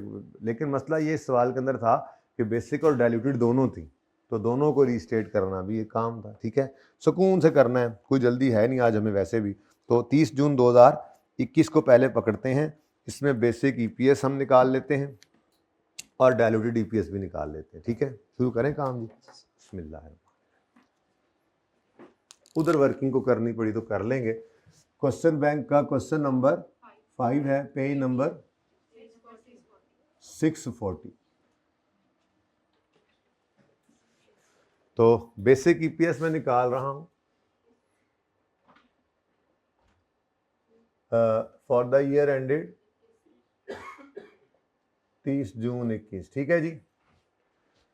बेसिक ईपीएस के लिए मुझे चाहिए प्रॉफिट, नजर ही नहीं आया कहीं प्रॉफिट, हाँ आया था शुरू में। अच्छा बेटा देखो, लिखी गल चंगी होंगी। यहाँ पर ऑर्डिनरी शेयर्स भी आया, शेयर कैपिटल भी आया, यहाँ पे इरिडीमेबल है, रिडीमेबल है, रिडीमेबल प्रेफरेंस शेयर कैपिटल भी आया। उसके बाद यकम जुलाई पर, अच्छा नहीं वो तो हाँ उसी दिन आया। उसके बाद यकम फरवरी 21 मैंने कहा था यहाँ पे आ रहा है, यहाँ पे क्या आया जी, फिर ऑर्डिनरी शेयर्स आए, मैंने कहा लिख लेना चंगा होता है। उसके बाद यकम अक्टूबर 21 ये आगे निकल गया, इसलिए मैं फ़िलहाल आगे देख नहीं रहा, मैं ये कह रहा हूँ आपको, ठीक है ना। फिर यकम अक्टूबर 21 पे राइट इशू आया, फिर यकम नवंबर 21 पे कन्वर्टेबल बॉन्ड्स आ गए, और फिर सवाल ख़त्म हो गया, ठीक है ना। तो इस वक्त मैंने ये लाइन इसलिए लगा दी, इससे आगे मत सोचो, बस यहीं तक ही रहना है आपने। यकम फरवरी, यकम अक्टूबर इससे आगे निकल रहा है, ठीक है, और ये बस ध्यान रखना है आप। चलो जी, अब सवाल में पैड गिवन है जी 2000, 21 का पैट है 210 और weighted average number of ordinary shares निकाल लेते हैं हम, 2 मिनट का काम है, ठीक है जी। फरमाइए 210 मिलियन तो ₹210 मिलियन और नंबर ऑफ शेयर्स निकालने हैं, उसके लिए वर्किंग नंबर 1 कर लेते हैं, ठीक है जी। यहाँ पे हमारा बेसिक ईपीएस आ जाएगा, यहाँ से वर्किंग शुरू कर देते हैं, ठीक है। तो working 1 weighted average number of ordinary shares, date, description और फिर यहाँ पर हम लेते होते हैं नंबर ऑफ शेयर्स,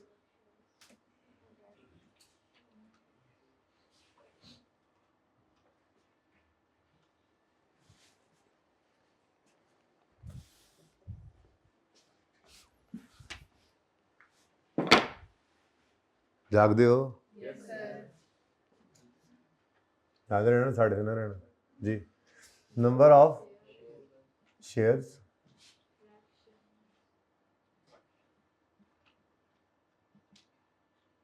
फ्रैक्शंस और वेटेड एवरेज नंबर ऑफ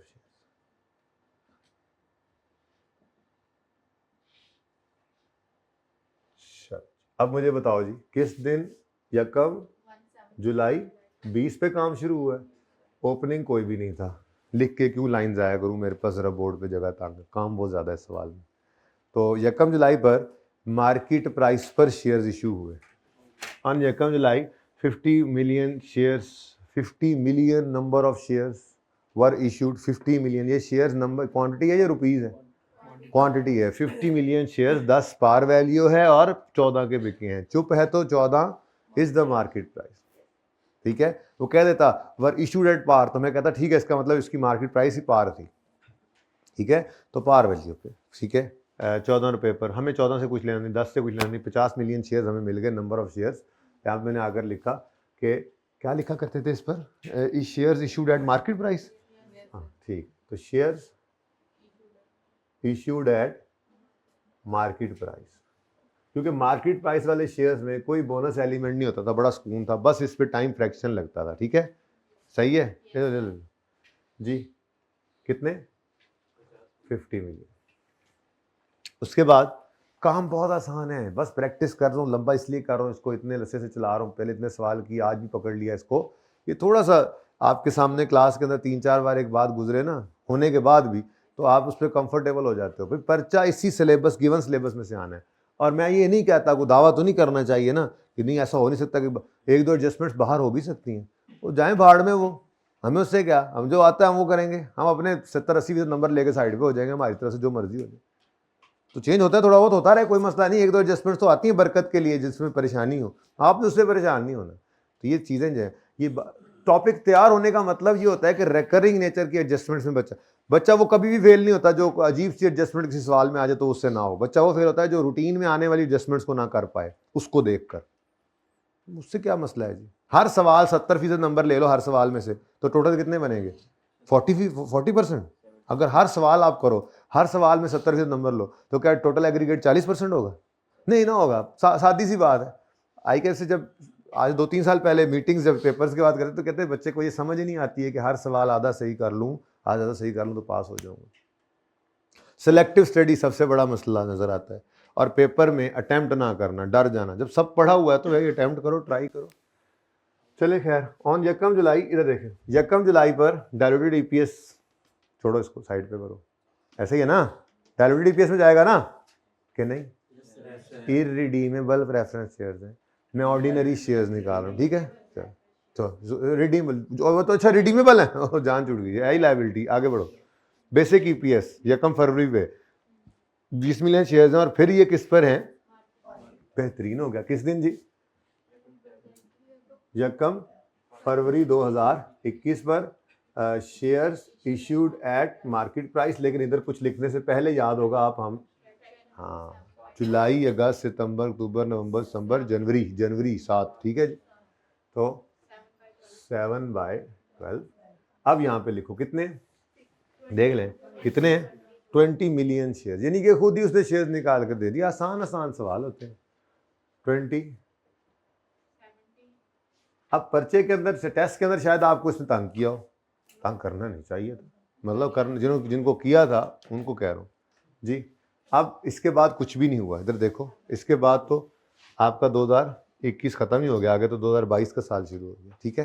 तो बस कहानी ख़त्म हो गई। इसके ऊपर लगा दो 5/12 और कोई राइट इशू वगैरह कुछ भी नहीं है, बताओ। अब ये ना क्लोजिंग है, ये क्लोजिंग है टोटल शेयर, लेकिन हमने बेसिक ईपीएस कैलकुलेशन में इनको नहीं लेना, हमने अपने वेटेड एवरेज को लेना है। 17 सुभान अल्लाह, व्हाट अ कोइंसिडेंस। हाँ 58.34। और भाई ये कोइंसिडेंस है, मत कहना रट्टा ला ली है, दोनों बराबर होंगे तो सवाल से जी। 58 पॉइंट, तो 58.34 मिलियन शेयर्स जी, तो ₹3.59 पर शेयर आ गया, ठीक है जी। अच्छा, अब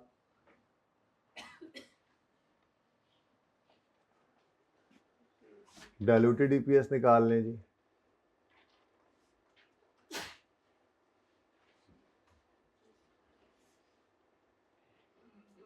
for the year ended 30 June 21 ही चल रही है ये भी,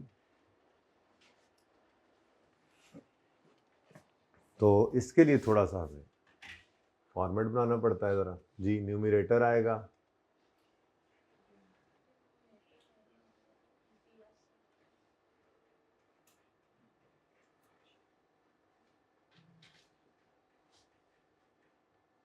और ईपीएस,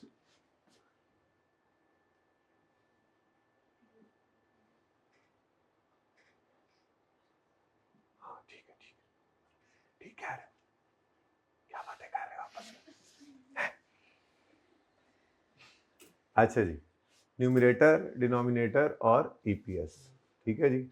अच्छा, अब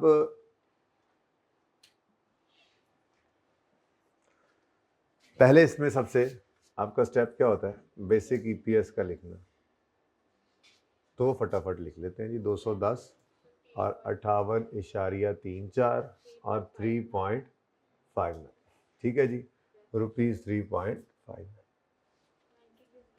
अब रैंकिंग की ज़रूरत तो नहीं है, लेकिन मैं तो नहीं छेड़ूंगा अपनी तरतीब को, आप ना करिएगा पर्चे में, पर मैं ये कह रहा हूँ कि रैंकिंग्स वाली वर्किंग इस तरफ कर लेते हैं ज़रा, इधर फिर मैं वो बढ़ा लूँगा, वेटेड एवरेज वाली वर्किंग इधर चलती जाएगी, क्या ख्याल है, ठीक है।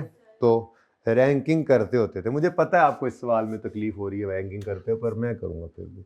तो नंबर 2 वर्किंग है जनाब, इसमें हमने रैंकिंग करनी है जी।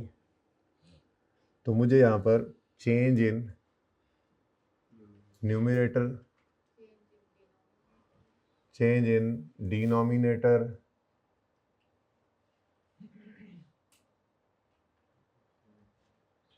और टर्मिनेटर चाहिए। वही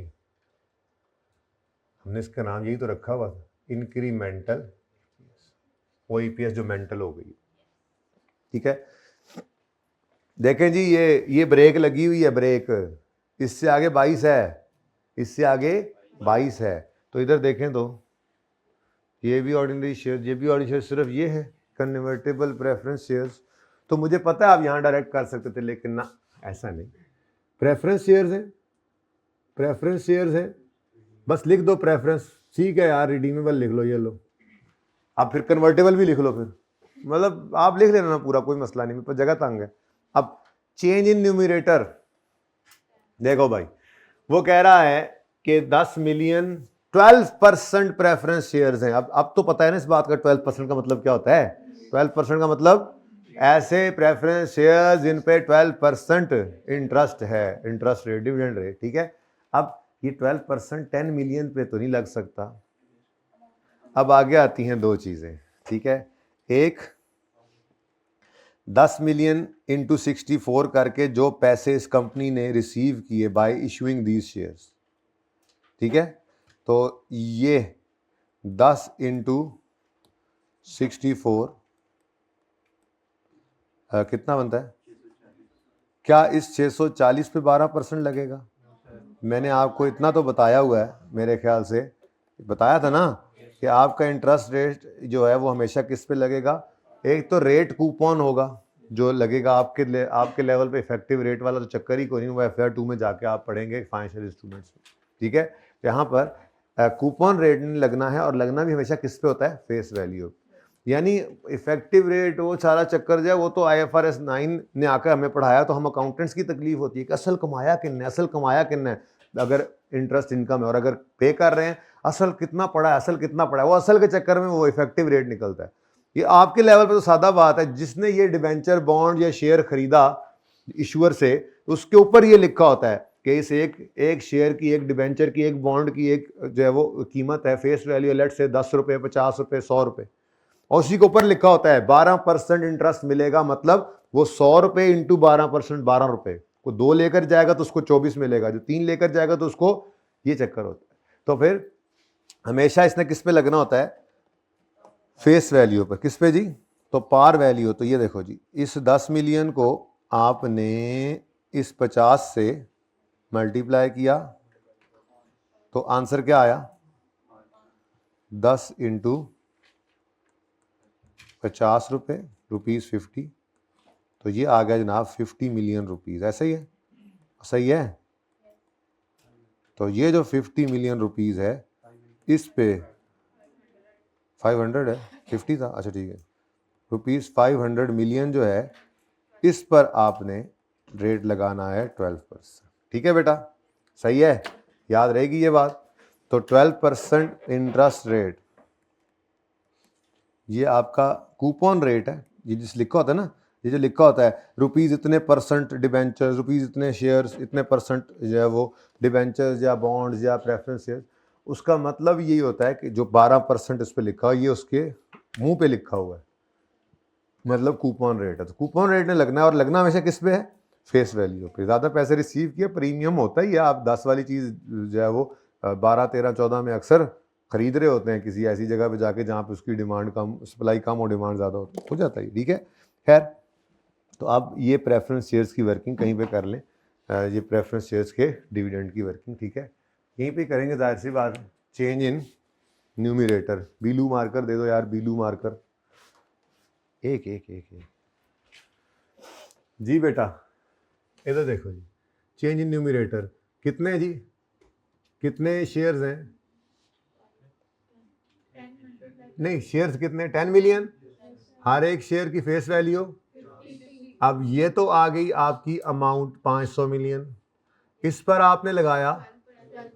अब अगली बात, अगर ये प्रेफरेंस शेयर्स ना होते तो हम नेट ऑफ टैक्स करते, ठीक है। प्रेफरेंस शेयर्स के बारे में तो वो बताएगा कि ये अलाउबल टैक्स डिडक्शन है, तब करेंगे।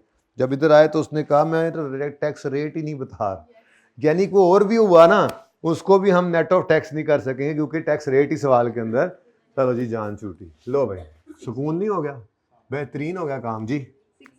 60, तो न्यूमरेटर का चेंज क्या बनेगा जी, 60, और आगे उसने कन्वर्जन बताई हुई है। इतना आसान सवाल था वैसे ही, कोई मुश्किल सवाल अब पर्चे में आएगा मुझे लगता है जी, तो आसान से बन के बनेगा ना मुश्किल।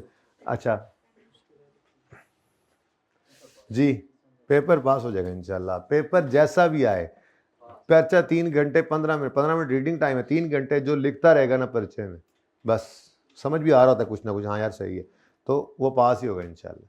रुकने वाला नहीं पास होता। बस यार ये करके सवाल फिर पार्ट 2 करते हैं, ठीक है। कितनी देर हो गई है, सवा घंटा हो गया, 10 मिनट, 5 मिनट में सवाल कोशिश करते हैं हो जाए, होना तो कोई नहीं वैसे, चलो कोशिश करते हैं जी। Each preference share is convertible into 3 ordinary shares. हर शेयर कन्वर्टेबल है तीन ऑर्डिनरी शेयर्स में। तो 10 इंटू 3, बहुत सिंपल, वेरी सिंपल। इसके अंदर जो मुश्किलात है ना जी, वो वही हैं जो हमने वैसे छोटे सवालों में कर ली। रुपीस को कन्वर्ट करना पड़ता है, नंबर ऑफ शेयर, वही है, और क्या होना है इसमें, और क्या होना है। और मैक्सिमम यही था, जो फ्रैक्शन वाला चक्कर है जो ये सवाल में ये भी आ गया था, वो भी देख लेंगे अगले साल में जी। 2 है, ये तो कम ही है ना, तो बिल्कुल डायलूटिव है। अब यहाँ पे आके आपने लिखा प्रेफरेंस शेयर्स रिडीमेबल वाले, न्यूमरेटर में चेंज ला रहे हैं 60 का, डिनोमिनेटर में 30 का और 270 और 88.34 जो स्टेप बाय स्टेप चलता जाएगा, कभी परेशान नहीं होगा जी। 3.06 3.06 बस CPS आ। स्टेप बाय स्टेप चलने का मतलब ये है कि मत सोचो अभी अगले साल को, फिर जब अगले साल को ही पूरा कर लो फिर कहो ओहो हो अच्छा यार रीस्टेटमेंट आ गई, फिर शुरू हो जाओ, जहाँ जहाँ पर वो नज़र आ रहा है उसको पकड़ के रीस्टेट कर देंगे फिर, ठीक है, फिलहाल नहीं। अच्छा ले जी, अब ये साल हमारा हुआ ख़त्म, अगले साल की तरफ मूव करते हैं। अगले साल के अंदर प्रॉफिट गिवन, थोड़ी जगह की तंगी है ज़रा माजरत के साथ, 88.34 था ना जी। अच्छा अब अगले साल में आते हैं, अगले साल का प्रॉफिट भी हमें गिवन 250 हो गया। अच्छा और ये जो रिडीमेबल प्रेफरेंस शेयर्स हैं, ये अगले साल भी तो रिडीमेबल प्रेफरेंस शेयर्स ही हैं भाई, को मसला इरिडीमेबल तो कोई आए नहीं है, तो बस ये कहानी है। यहाँ तक तो वैसे ही हम पहुँच चुके थे, यहाँ तक ऐसा ही है, इससे आगे वाला सिर्फ राइट शेयर वाला काम है। मैंने इसीलिए वर्किंग के नीचे जगह छोड़ी थी कि हम इसी को ही आगे जब लिखेंगे, तो ये मैंने आपको बताया हुआ है, ये क्लोजिंग अगले साल का ओपनिंग है। बस ये पिछले साल में ये पूरा साल आउटस्टैंडिंग नहीं थे शेयर, 70 नहीं है, इस साल तो 70 ही होगा, ठीक है। तो वर्किंग 2 कह देता हूँ इसको मैं, वैसे तो वर्किंग 1 भी कह सकते थे कि चल रही है, लेकिन चलो weighted average number of shares, बस ये थोड़ी सी मुझ पे मेहरबानी कर दो कि ये वाली अंग्रेज़ी मुझे वही चलाने दो, इजाज़त है ना। चलो अच्छा जी, अब डेट इसमें 1 जुलाई 2021 आई और आज ओपनिंग आ गया 70 से कहानी शुरू, ठीक है जी। उसके बाद ये है 1 अक्टूबर 21, इससे पहले वाला सब हुआ पड़ा है ना। 1 अक्टूबर 21 पर 40% राइट शेयर्स हैं और फिर 1 नवंबर 21 पर बॉन्ड्स हैं, तो इसलिए बेसिक ईपीएस में तो सिर्फ ये राइट शेयर्स आने हैं। तो 1 अक्टूबर 21, 1 अक्टूबर 21 पर क्या है जी, राइट इशू है। अब राइट इशू है तो पहले यहाँ पर रुक कर इस पर फ्रैक्शन लगा लो, जुलाई अगस्त सितंबर 3 महीने ये 70 आउटस्टैंडिंग रहा है, ठीक है जी, ओके डन। उसके बाद अब राइट इशू के लिए आपको पता है कि आपको एक छोटी सी वर्किंग करनी पड़ेगी, जिसमें आपने थ्योरेटिकल एक्स राइट प्राइस भी निकालनी होती है। तो वर्किंग नंबर 3 हम यहाँ कर लेते हैं, नहीं करते जो आगे बढ़ाते, जो वर्किंग 2 तो वो थी, सॉरी इसको वर्किंग 3 कह दें, जो तरतीब में आती जाए वर्किंग। आपको तो चल रहा होता है ना सब, आपने कौन सा बोर्ड पे ऐसे सजे खबे करना होता है, आपकी तरतीब चल रही थी, आपको मिस नहीं होता। तो जो वर्किंग ओपन होती है उसका नंबर लगाते, जो फिगर निकलती है, तो ठीक है। वर्किंग 4 में मुझे चाहिए बिफोर, न्यू और आफ्टर। अब चूँकि ये राइट इशू है इसलिए मुझे क्वांटिटी भी चाहिए और प्राइस भी चाहिए। रिवीजन है, रिवीजन पूरा ईपीएस रिवाइज हो गया इस सवाल से, ठीक है जी। बहरहाल फिर भी वो लेवल तो आपको जो परफेक्ट लेवल है वो तो बहरहाल आपको मिलेगा। प्राइस लिखते थे यहाँ पे ज़रा प्रॉपर रिवीजन से, तो छोटे टॉपिक्स हैं, इतने बड़े टॉपिक्स में नहीं आता ये। As far as revision is concern, तो कोई बच्चा अगर नियत करके बैठे तो एक सिटिंग में ही 4 से 5 घंटे में हो जाएगा। तो अब वो सारे सवाल एक सिटिंग में करेंगे ना आप, तो फिर इसके सारे पेचो खम, इसकी सारी चीज़ें, सारे कन्फ्यूजन आपके दूर हो जाएंगे। ऐसे ही हर टॉपिक करते जाना है, ठीक है। तो इंशाल्लाह इस टॉपिक को आज जाकर आपने अगला, आप छोड़ो वॉल्यूम 1 को छोड़ो, आज जाके आपने क्या करना है, तो यहाँ छुट्टी होनी है ना, आपने घर जाकर आपने कहना चलो जी आज मेरा ईपीएस की रिवीजन का दिन है, और बैठ के सारे सवाल ईपीएस के कर देने। इसी तरह से एक आधा टॉपिक में और भी दूंगा, ठीक है।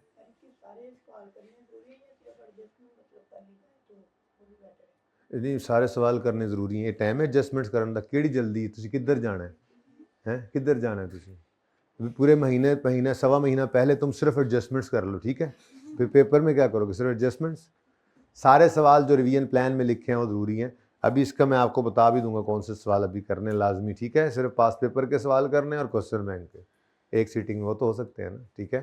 छोटे सवाल आपने किए हुए हैं, बस काफ़ी हैं। उसके बाद पास पेपर के 3 सवाल, क्वेश्चन बैंक के 5 ही कर लो। मैं तो कहता हूँ जब पहले 2 कर लिए हैं ना अपने उस हिसाब से, मुझे वर्किंग, हाँ मुझे सोल्यूशन भी देना था। किस किस ने कहा था सोल्यूशन?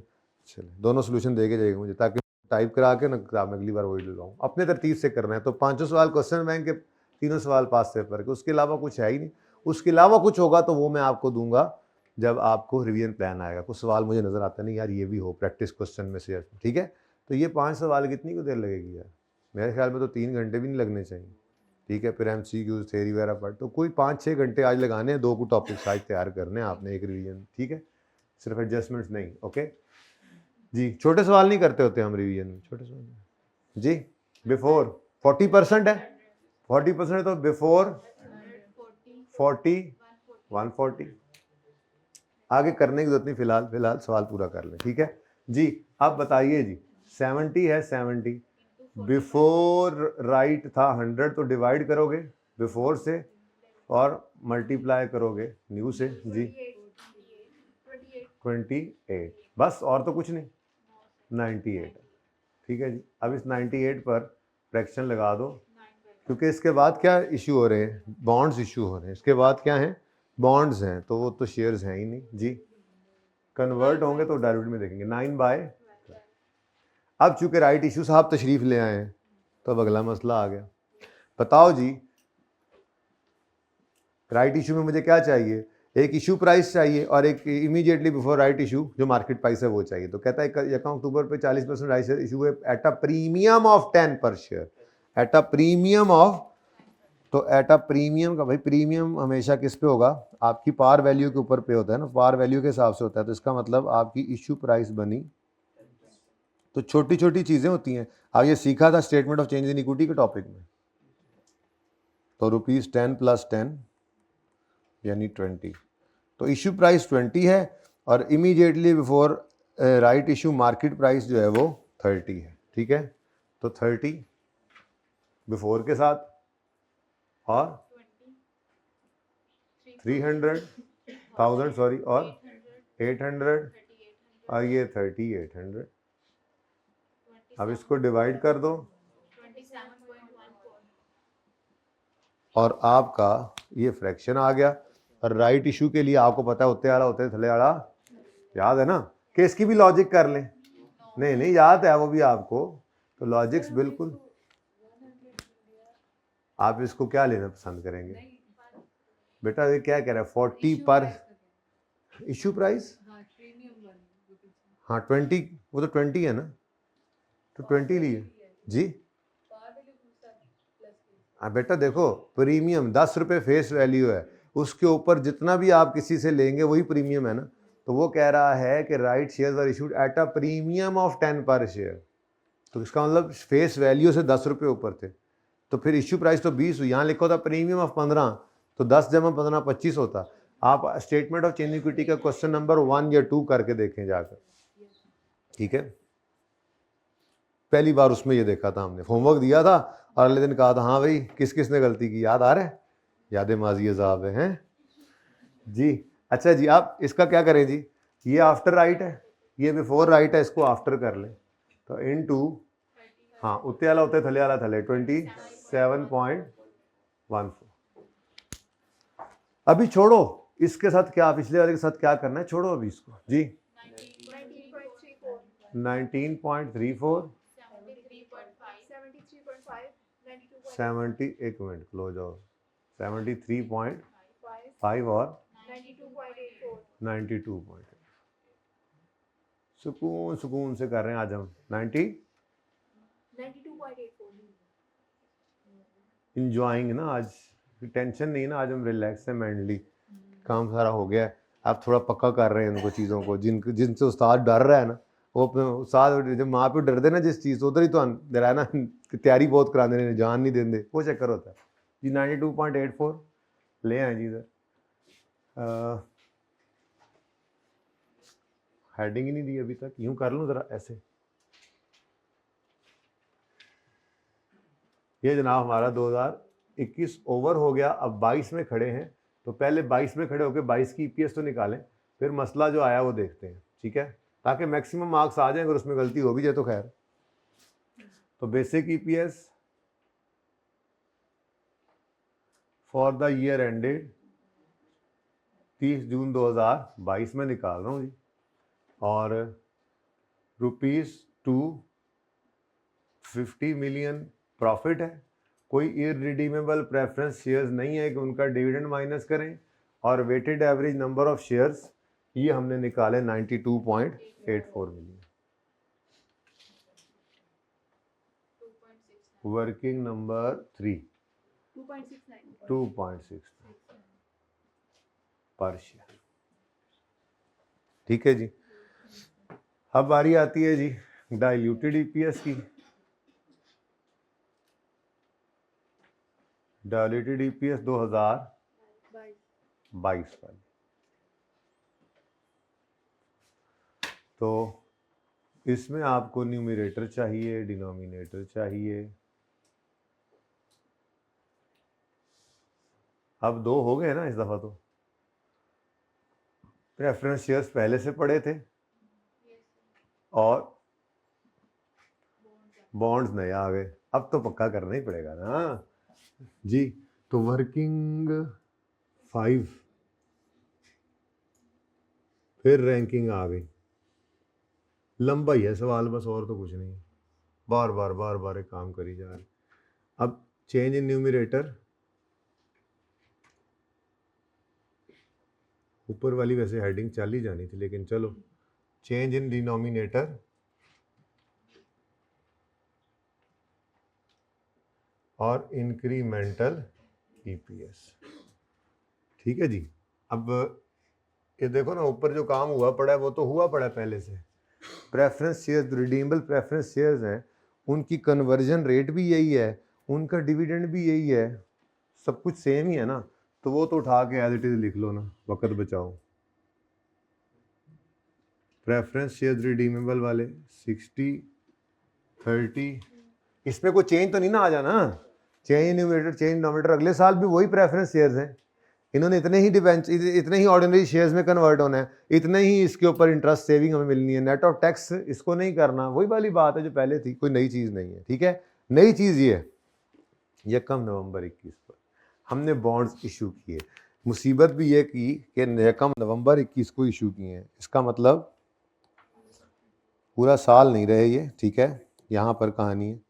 तो ये 1 नवंबर से नवंबर दिसंबर 2 महीने बनते हैं, ऐसा ही 2 महीने मतलब यहाँ से बनते हैं, और अगले साल के 6 महीने अगले साल में जो, तो यानी कि 8 महीने, तो 8 का फ्रैक्शन आपने लगाना है इसमें, ठीक है जी। अब 1 नवंबर पे 3 मिलियन ऑर्डिनरी शेयर्स इशू हुए हैं जी, और बॉन्ड्स, और उनकी पार वैल्यू 100 है, वो उसी पर इशू हुए हैं। Bonds carry interest at 10% on 31 October each साल, each bond is convertible into 7 shares. अब इस कन्वर्जन को और इस इंटरेस्ट सेविंग को दोनों को ही 8/12 करना है।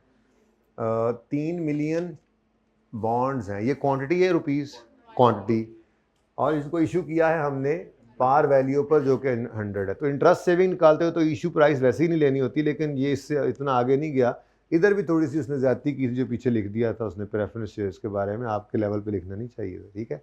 बहरहाल तो 100 × 3 300 आ गया, 300 मिलियन रुपीज़ आ गया, इस पे लगेगा 10%, और टैक्स रेट होता तो हम नेट ऑफ टैक्स करते, ठीक है, पर वो है नहीं।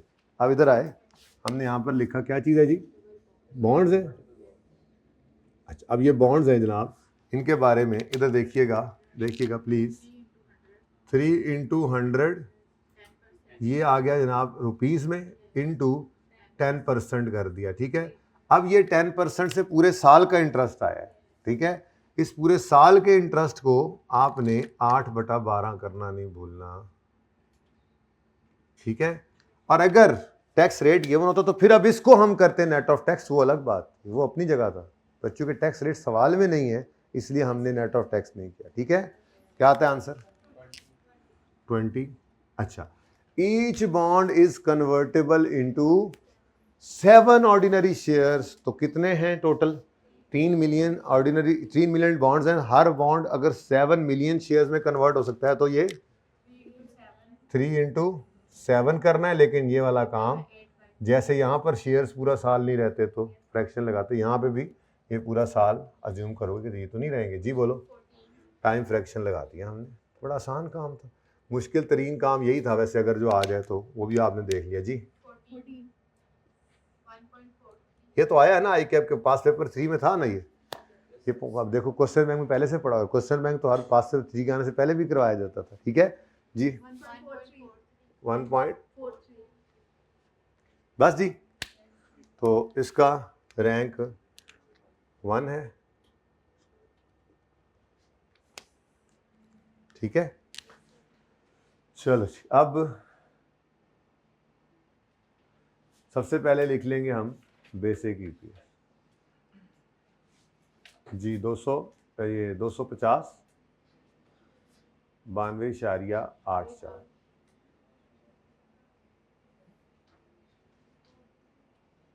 जी 2.69। break is coming just on the corner, break is just around the corner, break is coming, 5 minutes की break is coming। हाँ जी, ऐड करें जी बॉन्ड्स 20 14 जी 270 106.8 जी।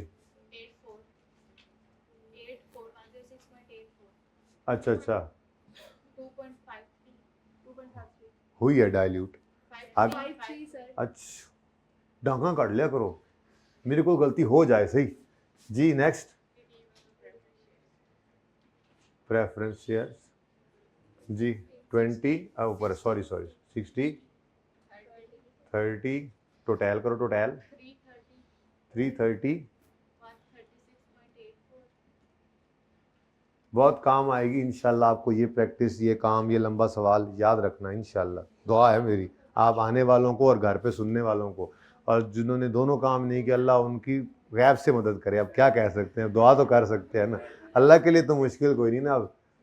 अब जो है अब हैं तो अपने बच्चे ना जी। 2.41. तो भैया आपकी क्या आ गई, डाइल्यूटेड ईपीएस।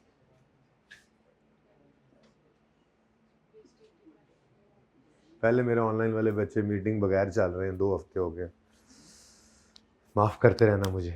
अच्छा जी, मैं फिर जाके जब मीटिंग शुरू कर दूंगा दोबारा, मीटिंग से पेपर तक तो चलनी है आप लोगों की मीटिंग, तो 10 तारीख तक इंशाल्लाह मीटिंग करूंगा, मतलब 10 तारीख तक हर वीक में ये FR1 बनूंगा, आपको भी बुला लिया करूँगा। तो फिर माफ़ी शाफ़ी मांगूंगा मीटिंग में जाके, फ़िलहाल तो होश ही कोई नहीं जी। यहाँ तक को मसला। अब एक मसला आ गया है, वो मसला है इस साल का राइट इशू। ठीक है, तो अब मैं दोबारा से बेसिक ईपीएस निकालूंगा, दोबारा से बेसिक ईपीएस निकालूंगा, दोबारा से डाइल्यूटेड ईपीएस निकालूंगा 2021 की। ठीक है, कोशिश करता हूँ यहाँ कहीं पर आ जाए। बेसिक ईपीएस तो आराम से आ जाएगा। Basic EPS for the year ended 30 जून 2021, और ये क्या होने लगी है जी, रीस्टेट। ये क्या होने लगी है, तो ये रीस्टेटेड। अब इसको रीस्टेट करना है तो कोई मसला नहीं है जी, वही वाली याद करो, वही वाली ईपीएस उठाते थे। वैसे तो इसको भी पकड़ के उल्टा सकते हैं, यही ना कर लें, वो तो इधर भी हो जाएगा। क्या ख्याल है, सही नहीं, ट्राई करें। चलो ये भी एक काम करके देखें। ₹3.59। अब फ्रैक्शन क्या है, ये है, लेकिन ये चूंकि रुपीस पे लग रहा है तो इसको उल्टा दो। अब पता नहीं किसी को ये हजम ना हो तो क्या करें। 27.14 डिवाइड बाय 30, आंसर इज 3. अच्छा वैसे ना, ज़रा वैसे प्लीज़, मैं दिल है फिर भी ट्राई कर लें दूसरे वाला भी, ऐसे ही ज़रा वो देखो, वो बेसिक ईपीएस 210 है ना, 210, इसको डिवाइड करते हैं इसके 58.34 से, तो इस 58.34 पे हम कहते थे राइट इशू वाला फ्रैक्शन लगा दो, ठीक है। तो राइट इशू का फ्रैक्शन सीधा करके लगाना है, क्योंकि ये क्वांटिटी पे ही लग रहा है। 58.34 तो क्वांटिटी थी ना, नंबर ऑफ शेयर्स थे, तो जैसा फ्रैक्शन है वैसा ही लगाओ, इनटू 30 बाय, ठीक है। आंसर क्या आता है? 3 पॉइंट, चलो 2625, राउंडिंग का ही फर्क है। 3.59 भी तो आपने राउंड ही किया होना है ना, ठीक है। अच्छा, अब ये काम भी कर सकते थे, ये भी कर सकते थे, जो दिल करे कर लो, ठीक है। ये आसान है ज़रा अगर ईपीएस निकली हो तो, लेकिन ये बहरहाल भूलना नहीं इसको, ठीक है जी। हाँ, तो ये आसान हो जाता है ना। बहरहाल जो जो मर्जी करो, दोनों मैंने लिख दिए, आप वो इनमें से वो नोट करो जो आपका दिल कर रहा है, या और करके दोनों करो, फिर मैं डायल्यूटेड ईपीएस की बात करता हूँ।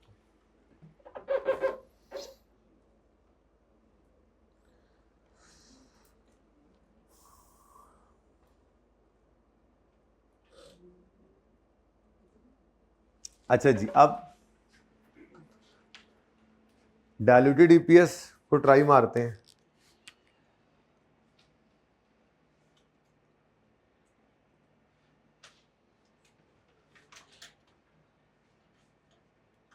For the year ended 30 June 21, restated, ये भी रीस्टेट होगी। असल में इसके रीस्टेट होने की वजह सिर्फ बेसिक ईपीएस का रीस्टेट होना है। बेसिक ईपीएस रीस्टेट हो गई तो डायल्यूटेड। देखो ना अब असल में हुआ क्या है, इधर देखो ज़रा, असल में हुआ क्या है, असल में हुआ क्या है, इसका ज़रा आंसर बताना इस नीचे वाले फ्रैक्शन का।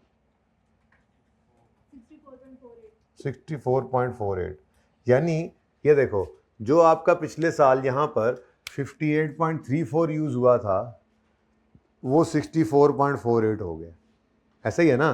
तो ये 64.48 हुआ है, तो ये बदल गया है। तो जब ये 64.48 इधर आएगा, तो फिर इसने और फिर इसने भी तो बदलना है, ठीक है। अब पहले ज़रा वही वाला जुगाड़ करते हैं जो किया हमने, ज़िंदगी आसान है ज़रा, जहाँ पर पहले डायल्यूटेड ईपीएस पकड़ो, 3 पॉइंट, राउंडिंग का डिफरेंस आ सकता है, उम्मीद तो है कि और कुछ नहीं होगा। इसको 27.14 डिवाइडेड बाय 30 करो जी, 2 पॉइंट, ठीक है जी, रुपीज़ 2.77 पर शेयर। अब इसी को इधर देखो कि जब ये शेयर्स ऐसे हो गए, मैं सर ज़बानी कलामी करा रहा हूँ, 210 के अंदर क्या ऐड हुआ है डायल्यूटेड निकालते हुए, 210 में क्या ऐड हुआ है, 60 में, ज़रा ऐसे वो जो बचपन में याद है पहले ऐसे करते थे, मैं ज़रा लंबी वर्किंग नहीं कर रहा, 60, और इधर क्या ऐड हुआ पड़ा देखो 30, जो बोलो आंसर क्या आता है 2 पॉइंट, और सराउंडिंग का डिफरेंस, नथिंग एल्स, ठीक है।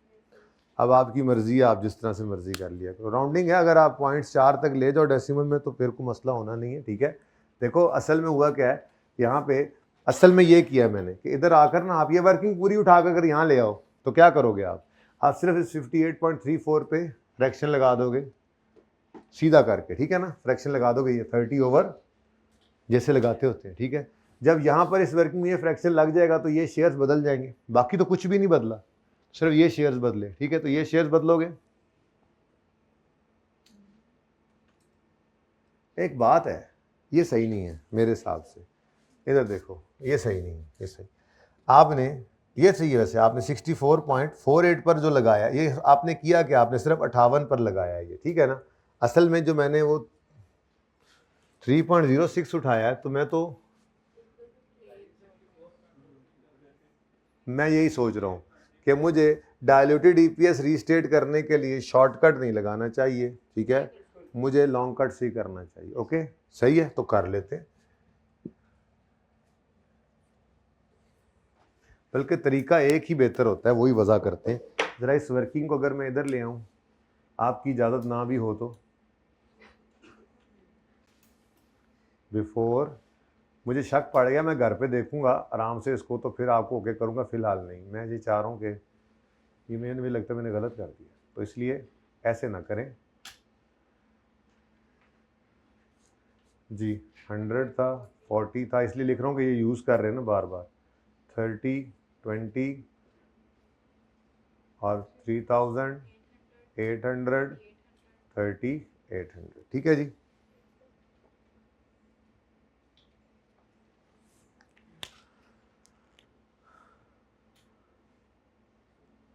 अच्छा चलें जी, अब ये ठीक है बिल्कुल ऐसे भी, लेकिन मैं अब ये भी ऐसे नहीं निकाल रहा, ठीक है ना। अब मैं नहीं निकाल रहा, मैं दूसरा फार्मूला ही लगाऊंगा, मुझे नहीं पता। अब भाई एक जैसा रखो, फिर मैं देखूंगा, फिर कल बता दूंगा, कोई मसला नहीं, ठीक है। अब ये आराम स्कूल से चले जैसे किया हो, ये बिल्कुल ठीक था जो रुपीज़ वाला, लेकिन डायलूटेड में ना मैंने गलत किया मेरे हिसाब से, ठीक है। मैं ज़रा किसी मैथ्स वाले बंदे से पूछूंगा ना, तो मुझे बताएगा तो फिर ठीक है। ठीक जी, इसको भी नहीं, इस 3.06 को भी, यानी डेलिवरी डीपीएस को भी रेसिप्रोकल किया हुआ। चलो ठीक है, मैं फ़िलहाल नहीं कर रहा, मुझे ज़रा सब्र कर लो, दे दो थोड़ा सा टाइम, कुछ नहीं होता, मरन आले हो जाते एक पे। अच्छा चलें, ये तो किताब में आईके का सोल्यूशन तो नहीं होगा, आप आईके की किताब में देखिएगा, ठीक है, उसने क्या किया होगा। खैर चलें छोड़ें जी, वो रेसिप्रोकल ही करता है वैसे। 58.34 है ना जी, इसको आप यही वाला फ्रैक्शन लगाएं फ़िलहाल, जो पक्का काम है वो तो करें ना, फिर मैं आपको बता दूंगा। वैसे पता है आपको एक तरीका है, और वो तरीका इंशाल्लाह डायल्यूटेड पे लगाना वो मैं आपको कल बताऊंगा, ठीक है। लगा लेंगे तो भी ठीक है, कोई मसला नहीं, ठीक हो ना इंशाल्लाह, लेकिन मेरा दिल नहीं मान रहा असल में उसमें। जी बोलें जी। 3.26 आ गया। अच्छा, और अब तुम क्या कर रहे हो उधर? चलो, उसके बाद इधर जगह तंग थी, मैंने ज़रा इधर दोबारा लिखा, ठीक है। यहाँ पर आकर बेसिक ईपीएस, डायल्यूटेड ईपीएस, ये कहानी यहाँ से चली आ रही, ठीक है ना, ये यहाँ पे आ गई। Diluted EPS, diluted EPS for the year ended 30 जून 2021। और ये क्यों मैं दोबारा ले रहा हूँ, ये असल में हो गई है रीस्टेट। तो कुछ भी नहीं करना आपने, वो आप फ्रैक्शन में लिख सकते थे जैसे मैंने लिखा है, लेकिन मेरा दिल अब नहीं किया, मैंने कहा चलो प्रॉपर फॉर्मेट चल रहा है वो ही चलता रहे। Numerator,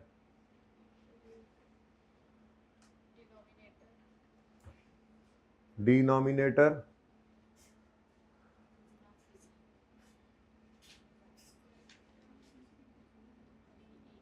denominator EPS. अब आप यहाँ पर बेसिक ईपीएस ही असल में आपने रीस्टेट करनी थी ना, तो आपने क्या किया, अब अगर देख लो तो एक स्टेप यहाँ पे लगा भी सकते हो, एक स्टेप यहाँ पे बीच में इंसर्ट कर लो ताकि आपको और आसानी हो जाए कि 20 मिलियन जो है, 10 मिलियन जो है उसको डिवाइड किससे किया, 64.8 या 9, अब यही लड़ाई है बस। अच्छा वैसे तो ले क्या आंसर आया था जी, 3.26 रुपीज़, 3.26, ठीक है। तो यही वाला काम आप यहाँ पर लिख सकते हैं आराम से कि न्यूमरेटर, और असल में तो ये चेंज हो गया 68.4, ठीक है जी। तो जब ये चेंज हुआ है तो बाकी तो कुछ चेंज हुआ नहीं है, ये चेंज हुआ है तो इस वजह से ये 3.26 हो चुका है, यही तो रीस्टेटमेंट हुई है असल में ये रीस्टेटमेंट है और कुछ मसला नहीं हुआ, ठीक है।